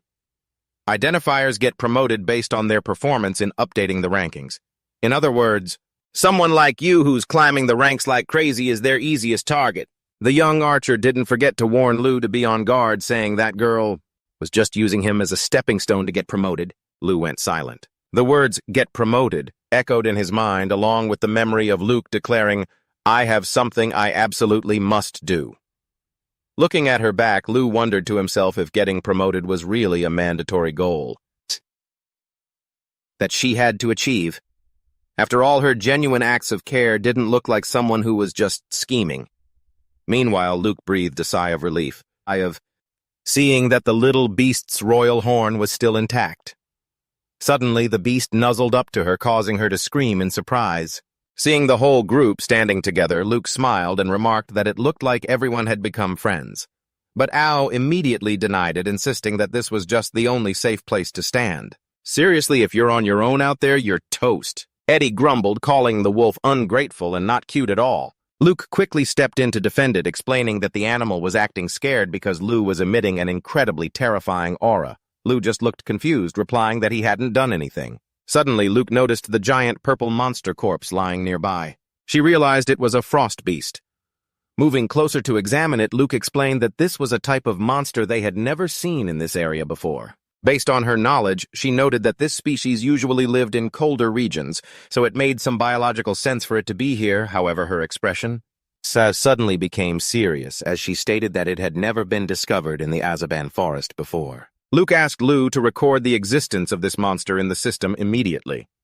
Once Lou agreed, Luke began to explain her ecological survey mission and asked curiously, he asks about why the other two are here. Ao and Eddie stammered to explain that they were on a similar mission commissioned by the Appraisal Bureau. Narrowing her eyes in suspicion, Luke wondered if such a commission actually existed. What kind of survey requires hiring both mercenaries and archers? Very quickly after that, she had seen right through the hearts of these two guys. When she firmly stated that it was because they were influenced by the tower that they were rushing to accept commissions to rank up as adventurers, Luke exclaimed excitedly, "That's right, Luke, I have good news for you." The results shown on the screen left everyone stunned. From position 58, Luke had leaped to rank 26 in the world for sword speed. Luke asked triumphantly, "Well, happy now?" Luke replied softly, "I am happy." But deep down, he was secretly amazed because the technique was so fast that the naked eye could barely see it yet. Luke could still see it. She casually explained, "That's the intuitions of a professional appraiser. At the very least, I have to know that much." Looking at her confident expression, Luke suddenly wondered if Luke was truly an extraordinary person. Seeing his bewildered look, Luke puffed out her chest proudly, only just realizing that now, right at that moment, Eddie and Ao approached with curiosity, which category increased. "I'm so curious, too." With Luke's permission, the two leaned in to look and couldn't help but be shocked by the absurd numbers appearing on the screen. Eddie cursed silently. That bastard. And Ao felt those numbers were truly annoying. In the heavy silence, Luke suddenly turned to look straight at his two former rivals with a very determined gaze. He spoke loudly. "I have something to tell you two. Teach me the strength that transcends swordsmanship." Luke sincerely admitted that Eddie's use of the terrain and AU's tactical guidance during the battle with the magical beast just now had helped him a lot. Eddie was amazed that Luke could mimic his movements immediately. As the leader of a mercenary group, Ao began to explain that such instructions were deeply ingrained in his instincts to avoid losing his subordinates. He insisted that when fighting as a group, formation and order were the most important things. Every step must be calculated backward from the position of the one delivering the finishing blow. "Are you really interested in this stuff?" Ao looked at Luke with skepticism. He thought that with his already extremely powerful sword technique, Luke surely didn't need his input. However, Luke looked straight at his opponent and affirmed firmly, "No, I need it. Tell me more." His eagerness made both Ao and Eddie fall silent in amazement. Finally, Ao began to instruct that when moving in the forest, the prerequisite is to use all 5 senses. He meticulously showed Luke a few coordination tricks, starting from dividing the front and back line positions reasonably. Watching from afar, Luke gently stroked the one-horned beast, and thought to herself, Luke is really trying to change. She realized that her decision to let him fight with the guy earlier was completely wise. However, Luke was worried about the appearance of those poachers, along with countless unidentified magical beasts, are making the Azavan forest too gloomy, she felt. This mission seemed to have exceeded the group's capabilities, but right now, the group did not know that they were being watched. Russo Crew narrowed his eyes and asked, "What's going on?" Darkon Iris stepped forward to report that while tracking the escaped unicorn, he had encountered some kids. Russo calmly adjusted his glasses and made a cruel remark about the organs. The kids are still fresh, so they can be sold for a very high price. Darkon, with his muscular build and purple killing intent, agreed that although not equal to a unicorn, they might as well catch the whole bunch. He smiled. Sinisterly, he asserted that once you dare to step into the beast's territory, being torn apart is only natural. Eddie returned to the forest to master survival skills. Al reminded him that using all 5 senses is not easy. Eddie added that besides sight and hearing, smell, or even taste also need to be trained. Only then can it be applied in combat, Luke replied thoughtfully. I understand now. Eddie judged that this forest was the ideal training ground because the smell of plants and animals here is extremely intense. Ao admitted that a mercenary used to the smell of blood, like himself, would have difficulty distinguishing other scents. Conversely, Eddie asserted that he could now accurately determine how many beasts were around. Then he asked Luke to use his prana. The young guy instructed Luke to think of prana as a type of liquid talent, focusing his awareness on the sense he wanted to sharpen to be able to feel it. Immediately, Luke focused his consciousness, causing a brilliant blue prana current to explode violently surrounding his body. The massive amount of energy released left Ao and Eddie shocked and stunned, because they didn't expect it to be that large. Amidst the dazzling light, Luke closed his eyes tightly, gathering all his spirit to make every sense as sharp as a blade. The deep blue prana current swirled like an energy storm, lighting up a whole area of the dark forest. From the top of a high cliff, a mysterious figure stood silently observing the whole incident from afar. Suddenly, a wicked face with purple eyes full of killing intent appeared threateningly, as if targeting the expedition group. Sensing the looming danger, Luke's eyes flashed. He quickly drew his sword into a fighting stance to protect Luke and the one-horned beast behind him. Luke suddenly froze when he realized someone was tailing him at a very close range. Suddenly, a punch carrying massive purple energy descended from the darkness, sending him flying through ancient tree trunks. Witnessing the incident, Luke, along with Eddie and Ao, could only scream his name in horror amidst the ruined forest. From the smoke and dust, a man with braided hair and glowing purple eyes slowly stepped out, mocking that Luke's leaking prana was the disgusting thing that had led him there. Eddie and Ao immediately drew their weapons, staying alert, but Lou shouted in a rush, stopping them as she realized the opponent was none other than Duncan Iris. Shocked, she confirmed he was a rank 672 adventurer, a man possessing 3-digit power that completely overwhelmed the entire group. Duncan arrogantly admitted his reputation, bragging about how he had once nearly touched the 2-digit ranking. A man of prestige before being miserably demoted for committing a crime. Another figure was slowly approaching from behind. The one who had just appeared was Rosso Gruen, and he was panting heavily. While complaining about Duncan's excessive speed, his gaze settled on Lou with a look of disdain, casually declaring he didn't care who she was or what her status was. But Lou immediately saw through him and exposed the old man's true identity. Russo Gruen, the man ranked 76th on the black market registry. So much for being a big shot. He turned out to be just a smuggler. Russo Gruen curled his lip in a sinister smile.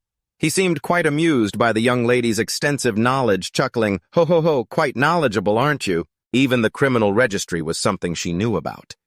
He began to lecture them on the hierarchy of the criminal underworld, a system that reflected the severity of one's actions. From petty thieves to the lists of cold-blooded mass murderers, these unofficial rankings were created by users.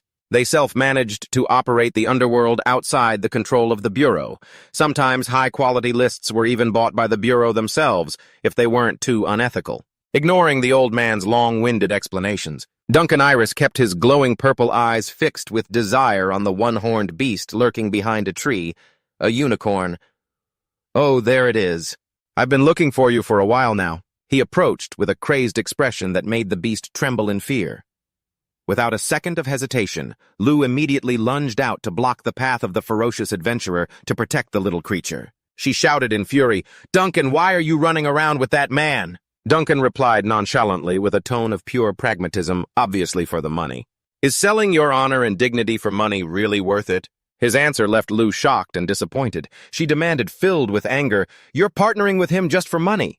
With your skills, you could be earning money the right way." Duncan smiled cryptically, signaling her not to jump to conclusions because money wasn't his only goal. He revealed he was working with Rosso for 2 reasons: to sell goods to him and, more importantly, to buy goods from him. Lu asked, confused, and Duncan's face suddenly turned incredibly menacing. He leaned close to her ear and whispered a challenge. "You know about this, right? That registry appraisal stuff, if you truly desire it, it can be bought completely." The blatant insult to the system she cherished made Lu tremble with rage. She clenched her fists, her eyes glowing with hatred as she stared straight at the man in front of her. "How dare you insult the ranking system right in front of an appraiser?" Suddenly, a figure lunged to attack startling Duncan Iris, who used his hand to block the blade. Standing behind him with his bow drawn, Eddie Maxman declared firmly, "Our mission is to patrol the Azaban forest. We cannot let a dangerous person like you walk around freely." Duncan looked toward the young archer with purple, murderous eyes. Witnessing the intervention of the young adventurers, Rosso Gruen clicked his tongue, annoyed. How troublesome. The old man coldly ordered his subordinates, "Take care of them just like always." Instantly, a brilliant purple flow of prana exploded with world-shaking power from Duncan's body. Ignoring everyone else, he darted forward like a ghost. Aiming straight at Ao, he roared, "Die!" Facing imminent danger, he was completely helpless in the moment. Death touched his eyes. A beam of blue light struck with unbelievable speed. Lu had appeared just in time, using her sword to block Duncan's attack right in front of Ao. Blocked from landing the finishing blow, Duncan Iris stared stunned at the person who had just appeared. He roared in astonishment, "Who the hell are you, huh?" With sharp, glowing blue Brenna eyes, Lu coldly retorted, "That's exactly what I should be asking you." The two energies, blue and purple, collided violently, creating a terrifying prana explosion. Enveloping both of them in the ruined forest, Lu stood firm in the eye of the storm, his brilliant blue prana surging powerfully to counter the suffocating pressure from Duncan Iris. Witnessing Lu still standing firm after the direct hit, Lu shouted from behind in relief. "Lu, are you safe?" He answered softly, "Yeah," but his eyes never left the opponent. Not for even a second. Rosso Gruen watched with a sinister smile, casually asking toward Lu, "Is this kid a poacher?" Seeing the royal one-horned beast, the old man triumphantly confirmed he had been searching for it for a long time.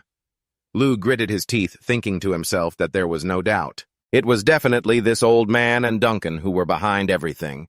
Not giving the opponent time to scheme, Lu poured all his strength into his sword, shouting, "Wind strike!" A storm of deep blue energy exploded. The powerful attack forced Duncan Iris to recoil in horror. He screamed in surprise, "Wait, that kid is using Brenna!"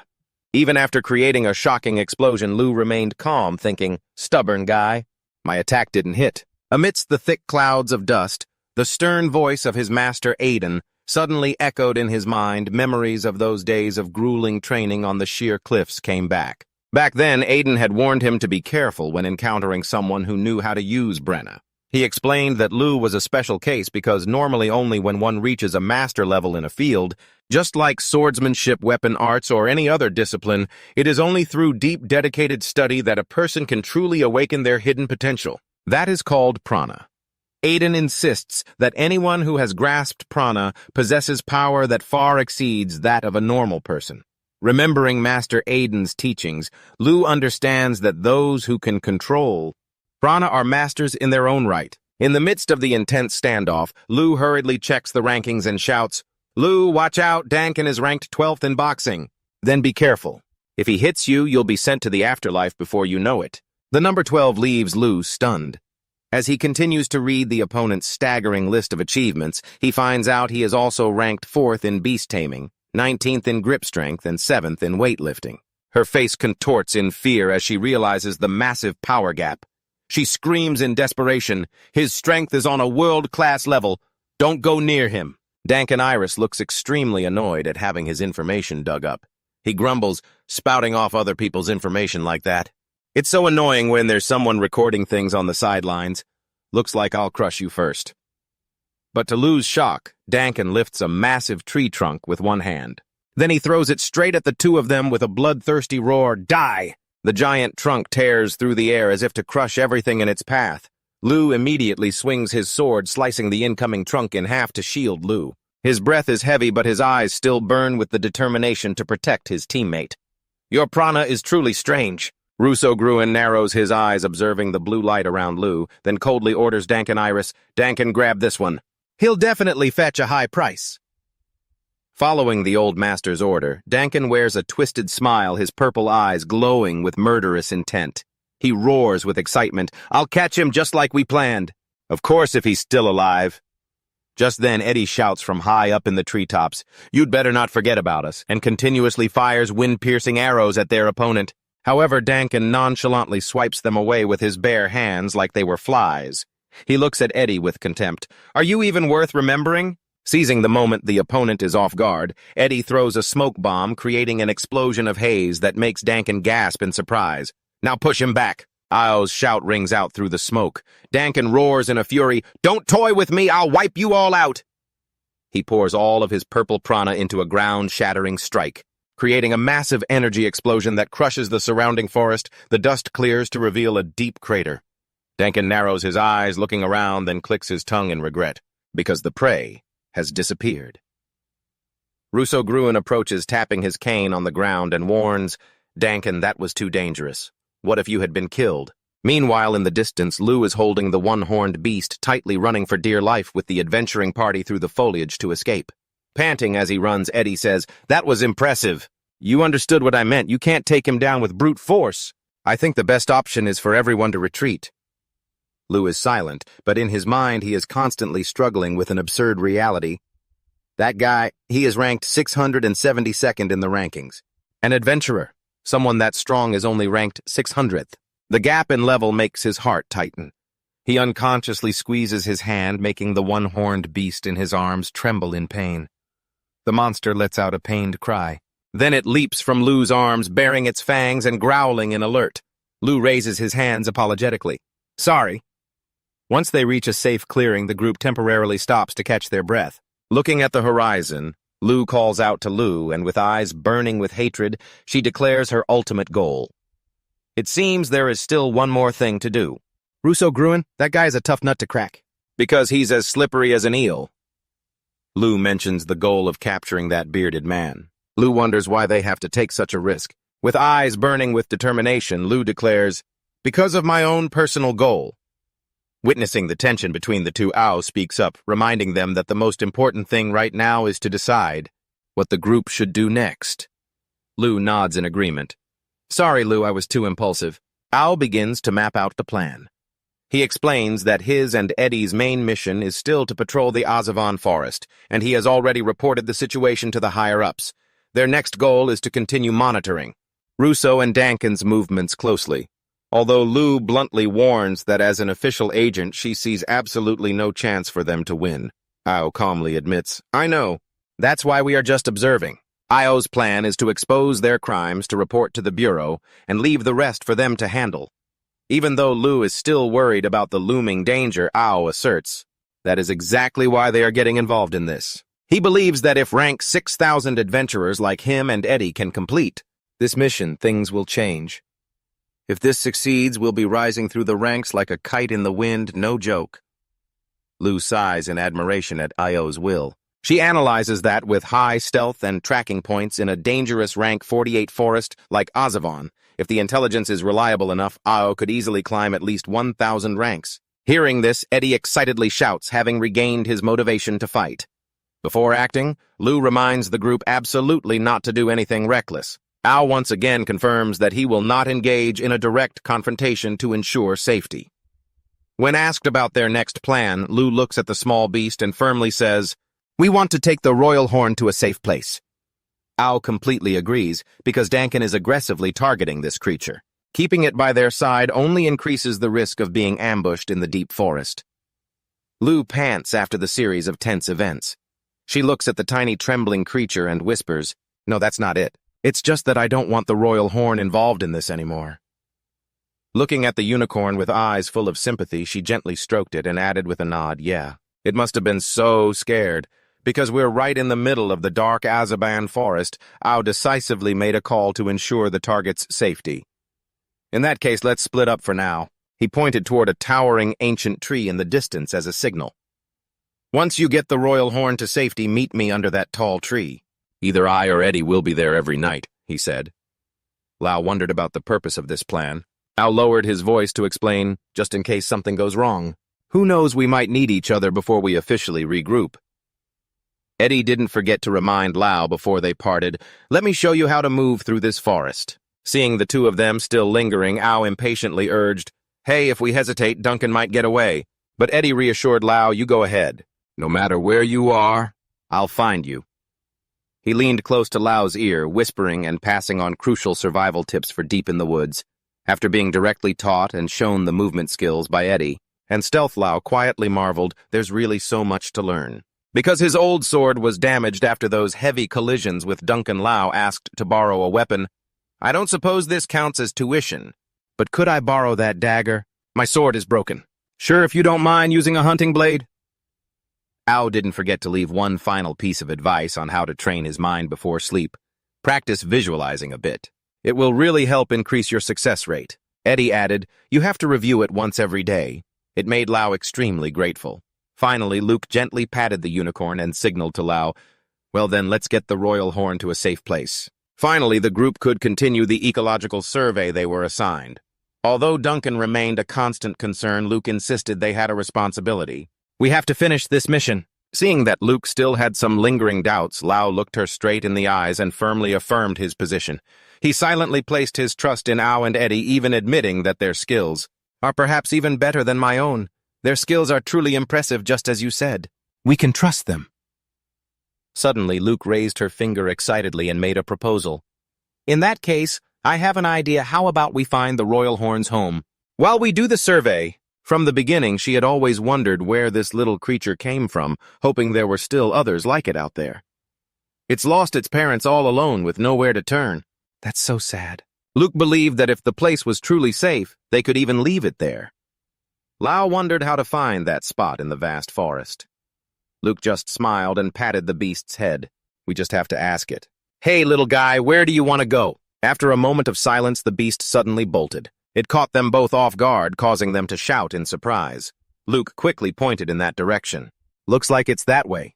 Lao was still a bit skeptical and asked back, "Really?"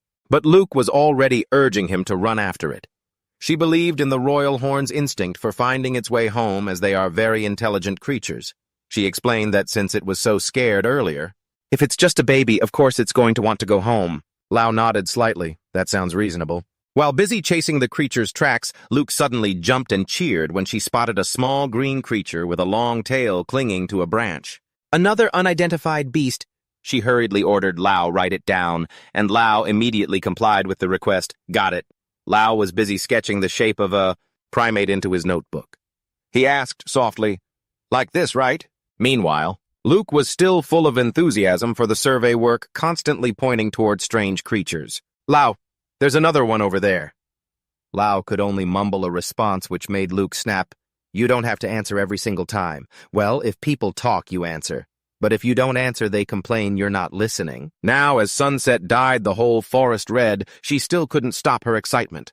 "Lao, there's one over there." Night gradually fell over the Azaban forest, leaving behind a starry sky and a quiet crescent moon. But amidst the silence, Lao never stopped training himself. He stood alone in the dark, exhaling a breath to steady his rhythm.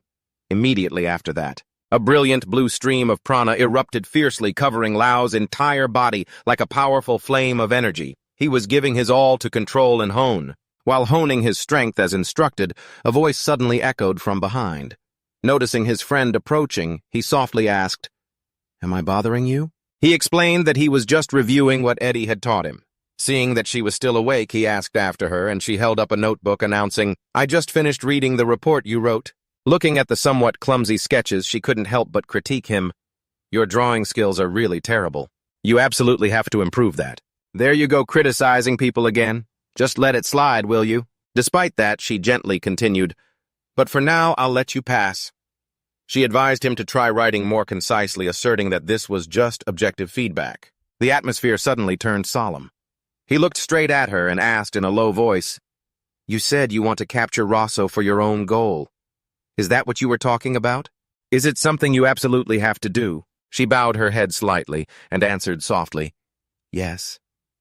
Seeing his friend's pensive expression, he firmly declared, "I will help you." His resolve left her stunned.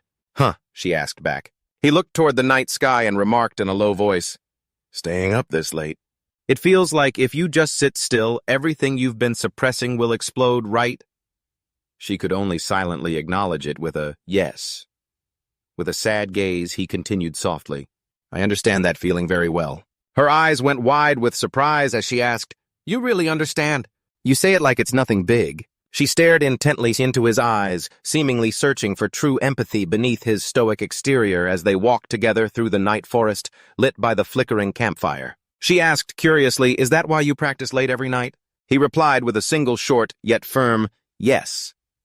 She stood still, watching the young man's back, feeling a connection between two souls burdened by their own separate weights. "Thank you, but you don't even know what my goal is." He turned back to look at her and replied sincerely, "Even if I don't know, I can still help." Faced with that trust, she decided not to hide it anymore. "I will tell you what my true goal is." She began to explain the nature of this world. A place where the rankings are a list of the best from top to bottom. A place where everyone fights to climb higher to seek honor and prove their own worth. However, what if the opposite also existed? What if in this world there was a ranking that recorded those rising from the very bottom? Her gaze turned cold when mentioning a dark existence called the worst ranking. She looked straight at him and asserted clearly, "That is the dark side of the ranking that I am pursuing. 5 years ago, when I was still a little girl, I had a very close friend named Miriella. Miriella was a petite girl with golden hair, but fate was cruel. She was born blind and had never known what the outside world actually looked like. Because of that disability, Miriella never mocked her friend's ambitions, which were considered foolish. Sitting together on a wooden bench under the cool green shade, Miriella smiled gently and praised her. "Luke, that's amazing. Do you want to become an appraiser?" With sparkling eyes full of passion, Luke exclaimed excitedly, "Hey, my dream is to become an appraiser and break the #1 rank," she asserted proudly.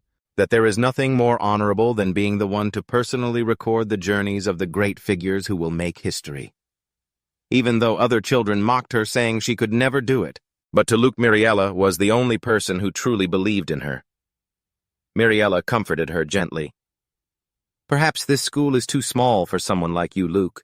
Then she suddenly remembered something and told her friend, "Hey, yesterday, my dad said something. My family was invited on a cruise ship. I think it was called Bond something." Upon hearing that name, Luke jumped up in surprise. Bond Solutions, that super luxury cruise ship that was just built recently? Faced with her friend's intense reaction, Miriella only explained softly that because her father accepted an invitation from relatives, she didn't know much information. Miriella lowered her head and spoke in a low voice, making a suggestion that left Luke stunned. "So if you don't mind, I was going to ask, do you want my ticket?" Seeing her friend couldn't believe her ears, Miriella sighed sadly. "Because after all, I can't see anything anyway." Before her friend could finish, Luke shouted in protest, "No!" She firmly refused that luxurious ticket, to Miriella's amazement. "Giving away a VIP ticket like that?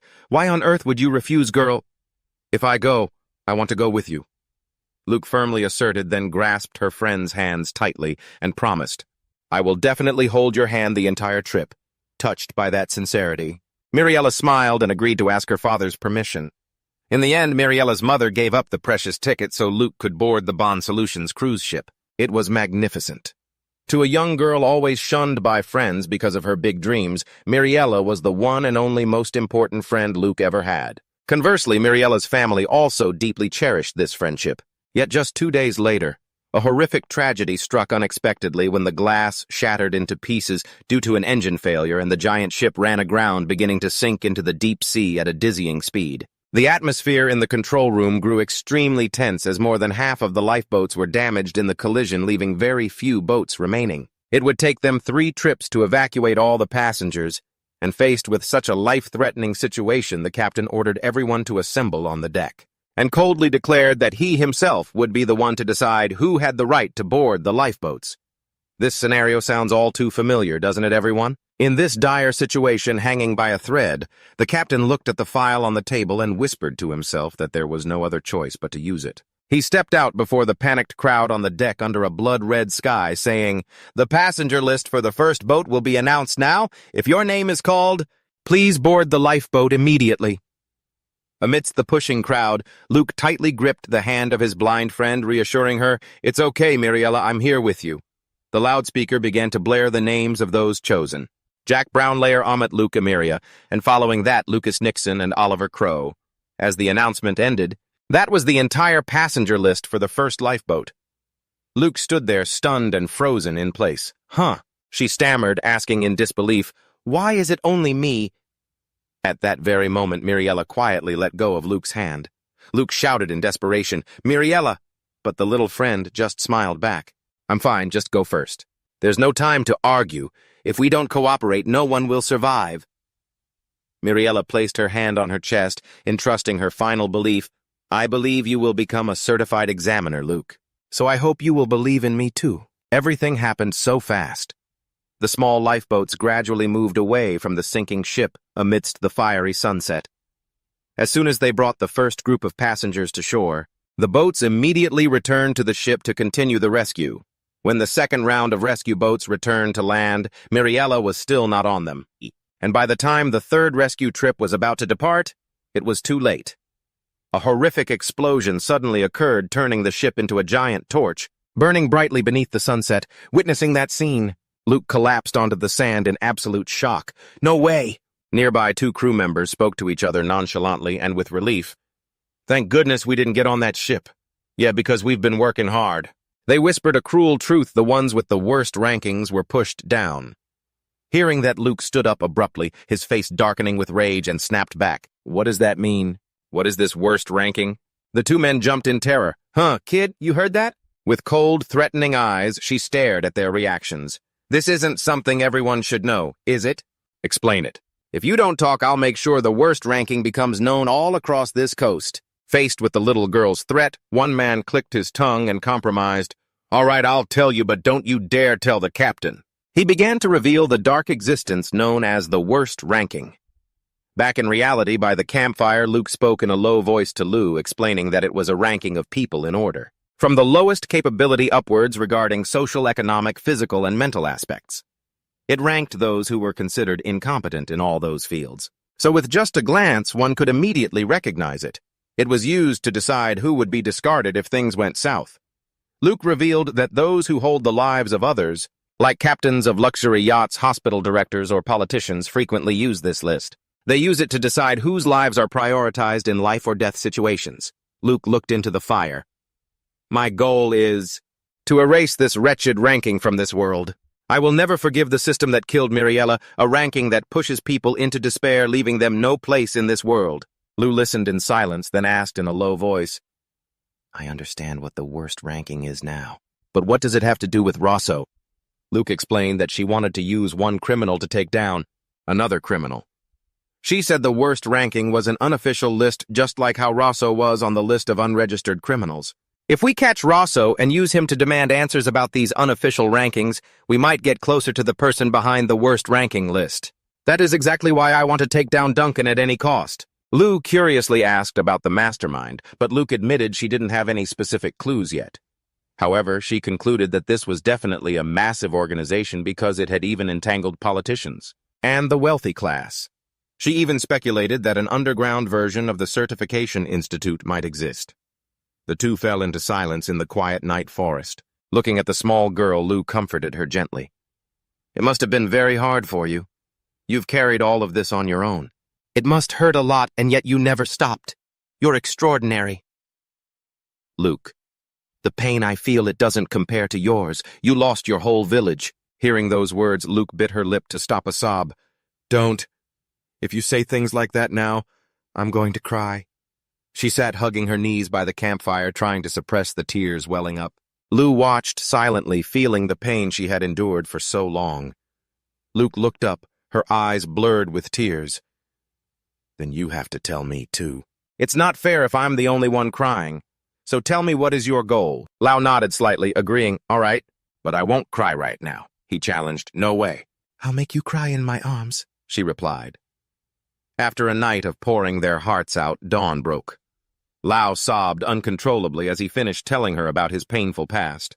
She wiped away her tears, choked up, and wailed, I had no idea you'd been through such hardship. Even after crying all night, the tears wouldn't stop falling. You were the one trying to make me cry, he teased. But who would have thought she'd end up crying even harder? After a while, she calmed down, finally understanding the burden her companion was carrying. Now I see why you've been so reckless, Lao. He wanted to reach the island to make sure everyone was safe. However, she also realized that his impatience wouldn't get them to their goal. Lao looked at her with newfound respect and replied, You're the one who taught me that. If I'm ever lacking in the future, please tell me. Standing in the middle of the vast forest, Lao made his proposal official. Please become my exclusive appraiser. This time it's official. She wiped away her last tear and nodded. Okay. She adjusted her brown hat, wearing a radiant and confident smile. I will never regret this. Lao's gaze was now even more determined. Having found a truly reliable partner, a firm handshake marked the beginning of a new journey. The two of them, along with the royal horned beast, continued onward. Looking at the small creature ahead, she said softly, We've come quite a long way. I hope it can find its way home safely, she added. Lao wondered aloud, Now that you mention it, what region do royal horned beasts actually live in? She explained that most of them live in deep caves. Thanks to their incredible vitality, they rarely need to hunt and usually choose to live quietly inside the caves. Deep dark rocks. So that's how those poachers manage to track them down. They'll do anything for money, she muttered. Suddenly, the royal horned beast caught a familiar scent and bolted away, catching them both off guard. She shouted, urging Lao, Don't lose track of it. Its home must be right around here. Lao immediately agreed and chased after it with her through the thick bushes. After running through the forest, the beast suddenly stopped in front of a giant object blocking the path. Standing before a gray cracked orb, Lao asked in confusion, Is this a giant rock? No, she realized, shocked by something unusual. She rushed toward the rock, her face twisted in astonishment as she realized it wasn't a rock at all. It was a moose mimic, an extremely rare magical beast. She couldn't believe such a creature existed in the Azaban forest. However, as they moved closer to examine it, she realized it had been dead for a long time. She pondered, then confirmed, I see. That explains all the mysteries. Seeing Lao still bewildered, he asked, What do you mean? She began to explain in detail. She asked if he knew about mimics, creatures that use treasure to lure and devour humans. But a moose mimic was on a whole other level. They use rare magical beasts instead of gold as bait. They trap these rare creatures inside their own bodies to lure in greedy poachers. Then, along with their symbiotic magical beasts, they devour their prey. Because of their habit of traveling everywhere to collect different types of magical beasts, they are known as mobile museums. Lao suddenly remembered and asked, Does that mean the royal horned beast was inside this thing too? She nodded, explaining that usually when hunting, a moose mimic would release all the magical beasts inside at once to attack the poachers. But this time, it seemed it had been countered. Lao's eyes hardened as he thought of someone with enough power to take down a creature of this size. He whispered the name Duncan. She typed rapidly on her device. Janelle breathed a sigh of relief because she had finally found the cause of the mass magical beast outbreak. In the Azaban forest, the death of the moose mimic had caused all the trapped magical beasts to escape at once, completely disrupting the forest's ecosystem. With this information, their survey report was finally complete. Looking at the giant carcass of the moose mimic, Lao exclaimed in horror, This is terrible. He wondered if those wounds, those fatal ones, were they also caused by poachers? But she determined that the tearing marks appeared after it was already dead, caused by other beasts coming to feed. She explained that moose mimics usually have a very strong symbiotic bond, so whoever managed to take it down must be an incredibly terrifying magical beast that lives in this very forest. Looking at the one-horned beast standing quietly by the ruins, Lao said in a low voice, You've lost your home too. He walked away with a sad expression, whispering, I understand that feeling. It's like your heart is being torn apart. The deep empathy coming from the bottom of Lao's heart left her looking at him with pity. Suddenly, massive tremors shook the ground. Both were startled and turned around. A giant red ogre with a hulking frame and overwhelming killing intent appeared right behind the moose mimic's carcass. She realized with horror. It's that guy we saw earlier. The monster let out a heart-wrenching roar and slammed a 1,000-pound fist into the ground, forcing Lao to quickly grab her and the small beast to dodge the attack. Destruction narrowly avoided. The red ogre began frantically tearing into the moose mimic's body. She gasped in shock. It's eating it! Witnessing the enemy destroying its old home, the royal horn, the one-horned beast couldn't contain its rage. It roared and charged straight at the giant, ignoring her warnings to stop.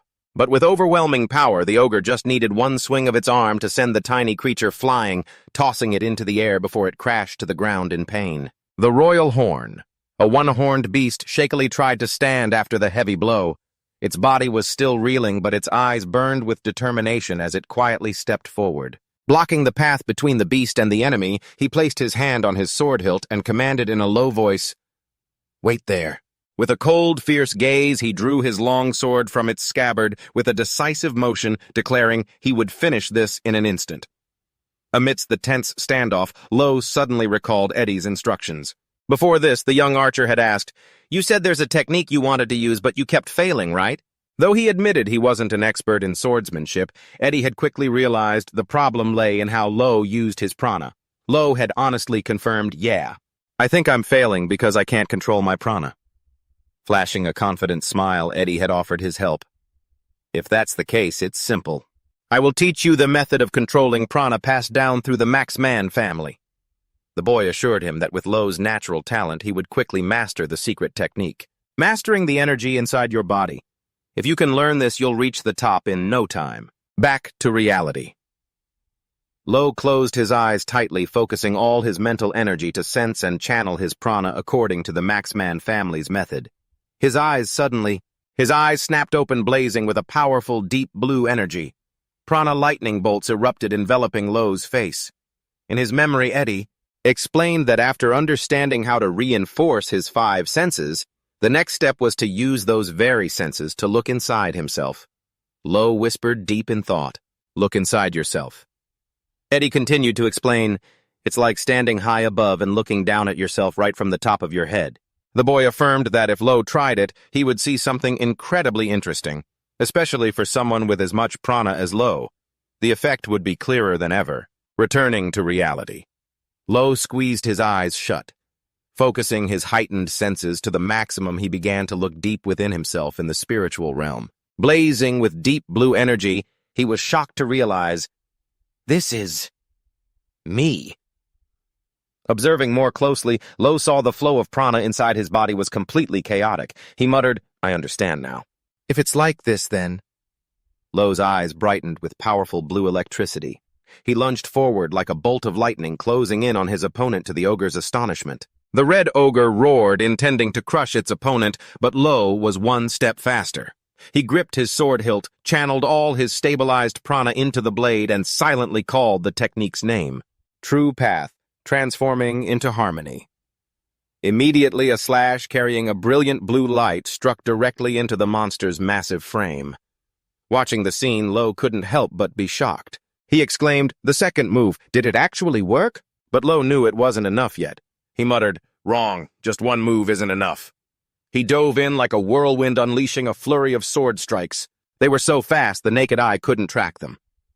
Transforming into harmony was a terrifying technique because it accumulated power with every single slash, and the count never stopped. Each blue light trail struck the ogre's body in succession, creating immense pressure that left it no room to counter. The monster shrieked in extreme agony before the storm of sword energy. Lo's eyes glowed with cold indifference. He calmly sheathed his sword. The moment the click of the lock echoed, all the accumulated power exploded violently into a massive ball of energy, crushing the red ogre in an earth-shattering explosion.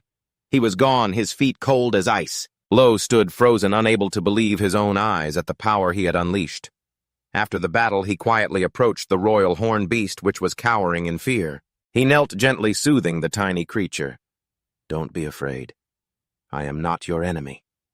The beast looked up at the young man with wary eyes. As Lo slowly reached out his hand, realizing the situation had become complex, Lo whispered to himself that it was better if they accompanied the royal horn. She looked around anxiously, because the forest was far too dangerous right now, and she couldn't help but wonder if Ayu's group was running into trouble as well. Meanwhile, in another part of the forest, Dank and Iris was cruelly trampling a poor, snow-white creature. He held a knife, growling in annoyance because the prey wouldn't stay still. It kept him from making a precise cut.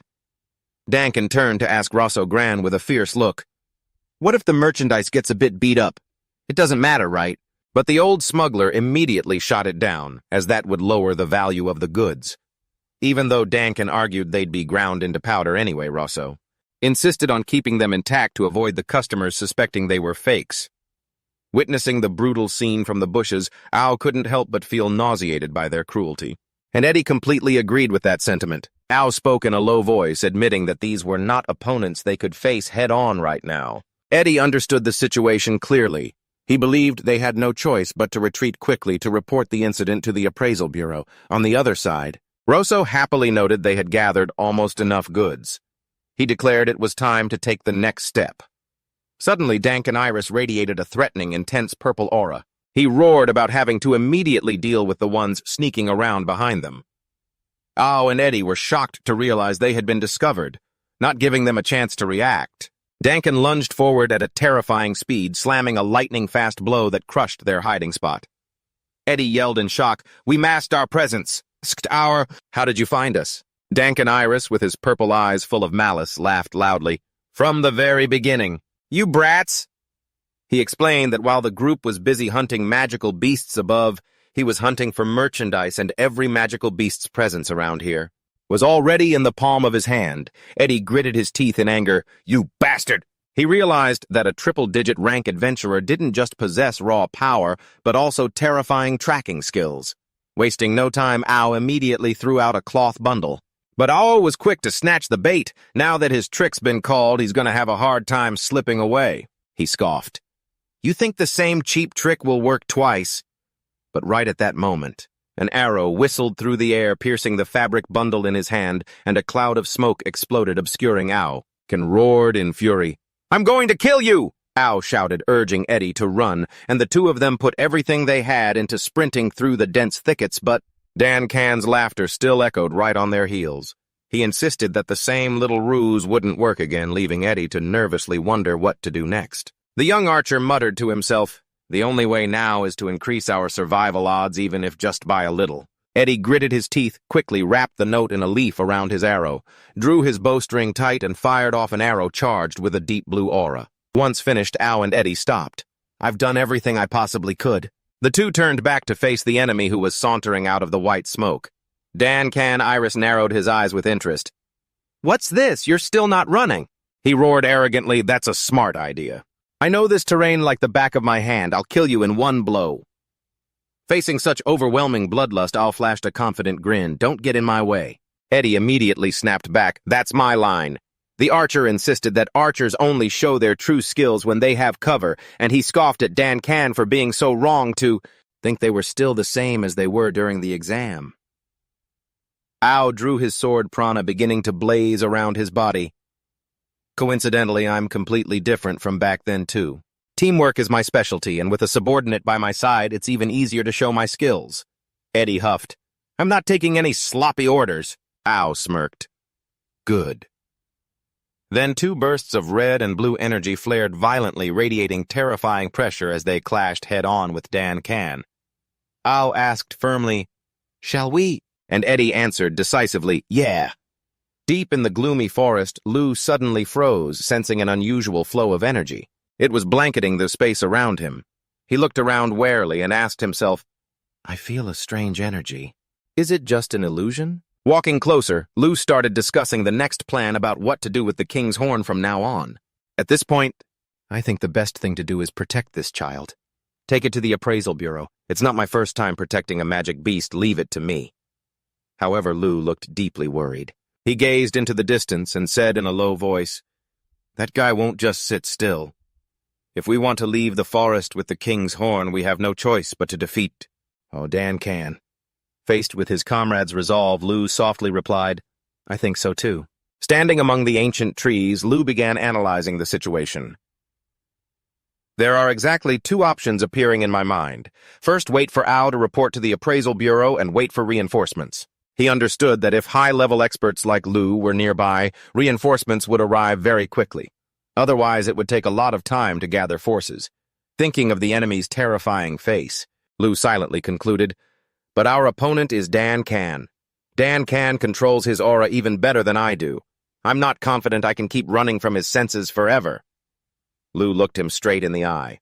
Lu raised a finger and declared, "The other way is very simple." Returning to the battle, Dan. Can Iris gasped in shock. What? He couldn't believe his eyes when he saw both Ao and Eddie were both radiating brilliant auras, one a fiery red, the other a cool blue.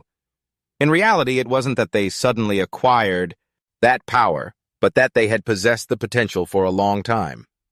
Normally, people only awaken their aura when they reach a level of mastery in a certain field. However, without a strong enough catalyst to push that potential, it would remain dormant forever. As for AU, he had spent years honing his combat senses during his days as a harsh mercenary. His ability to calculate the enemy's strength had reached maturity, helping him face no difficulties throughout the recent years.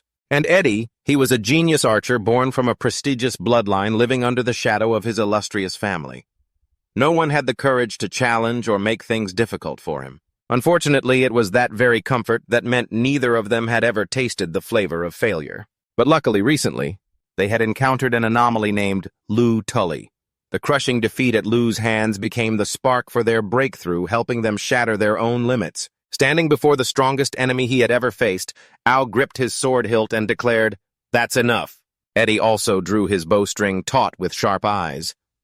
To awaken instantly, Ao lunged forward with terrifying speed.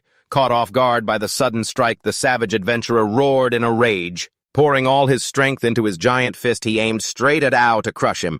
Ao swung his sword, slashing directly at the arm covered in purple prana. Dan Can Iris felt clearly the movement of energy within every fiber. He gasped in shock in his mind. "I see it. Is this the power of aura?" Far away on the tree canopy, Eddie also began to notice the miraculous change as the once invisible energy now appeared with colors before his eyes. The young archer confidently claimed that he could now fire with more precision than ever before. He decisively released the bowstring, launching a sharp arrow. The arrow flew with an impossible trajectory, making Dan Can Iris pale in shock. He realized that the small bastard had aimed exactly where he intended to dodge. Even though Dan Can tried to burst his purple energy to deflect the attack, the arrow still embedded itself straight into him, creating a shocking explosion.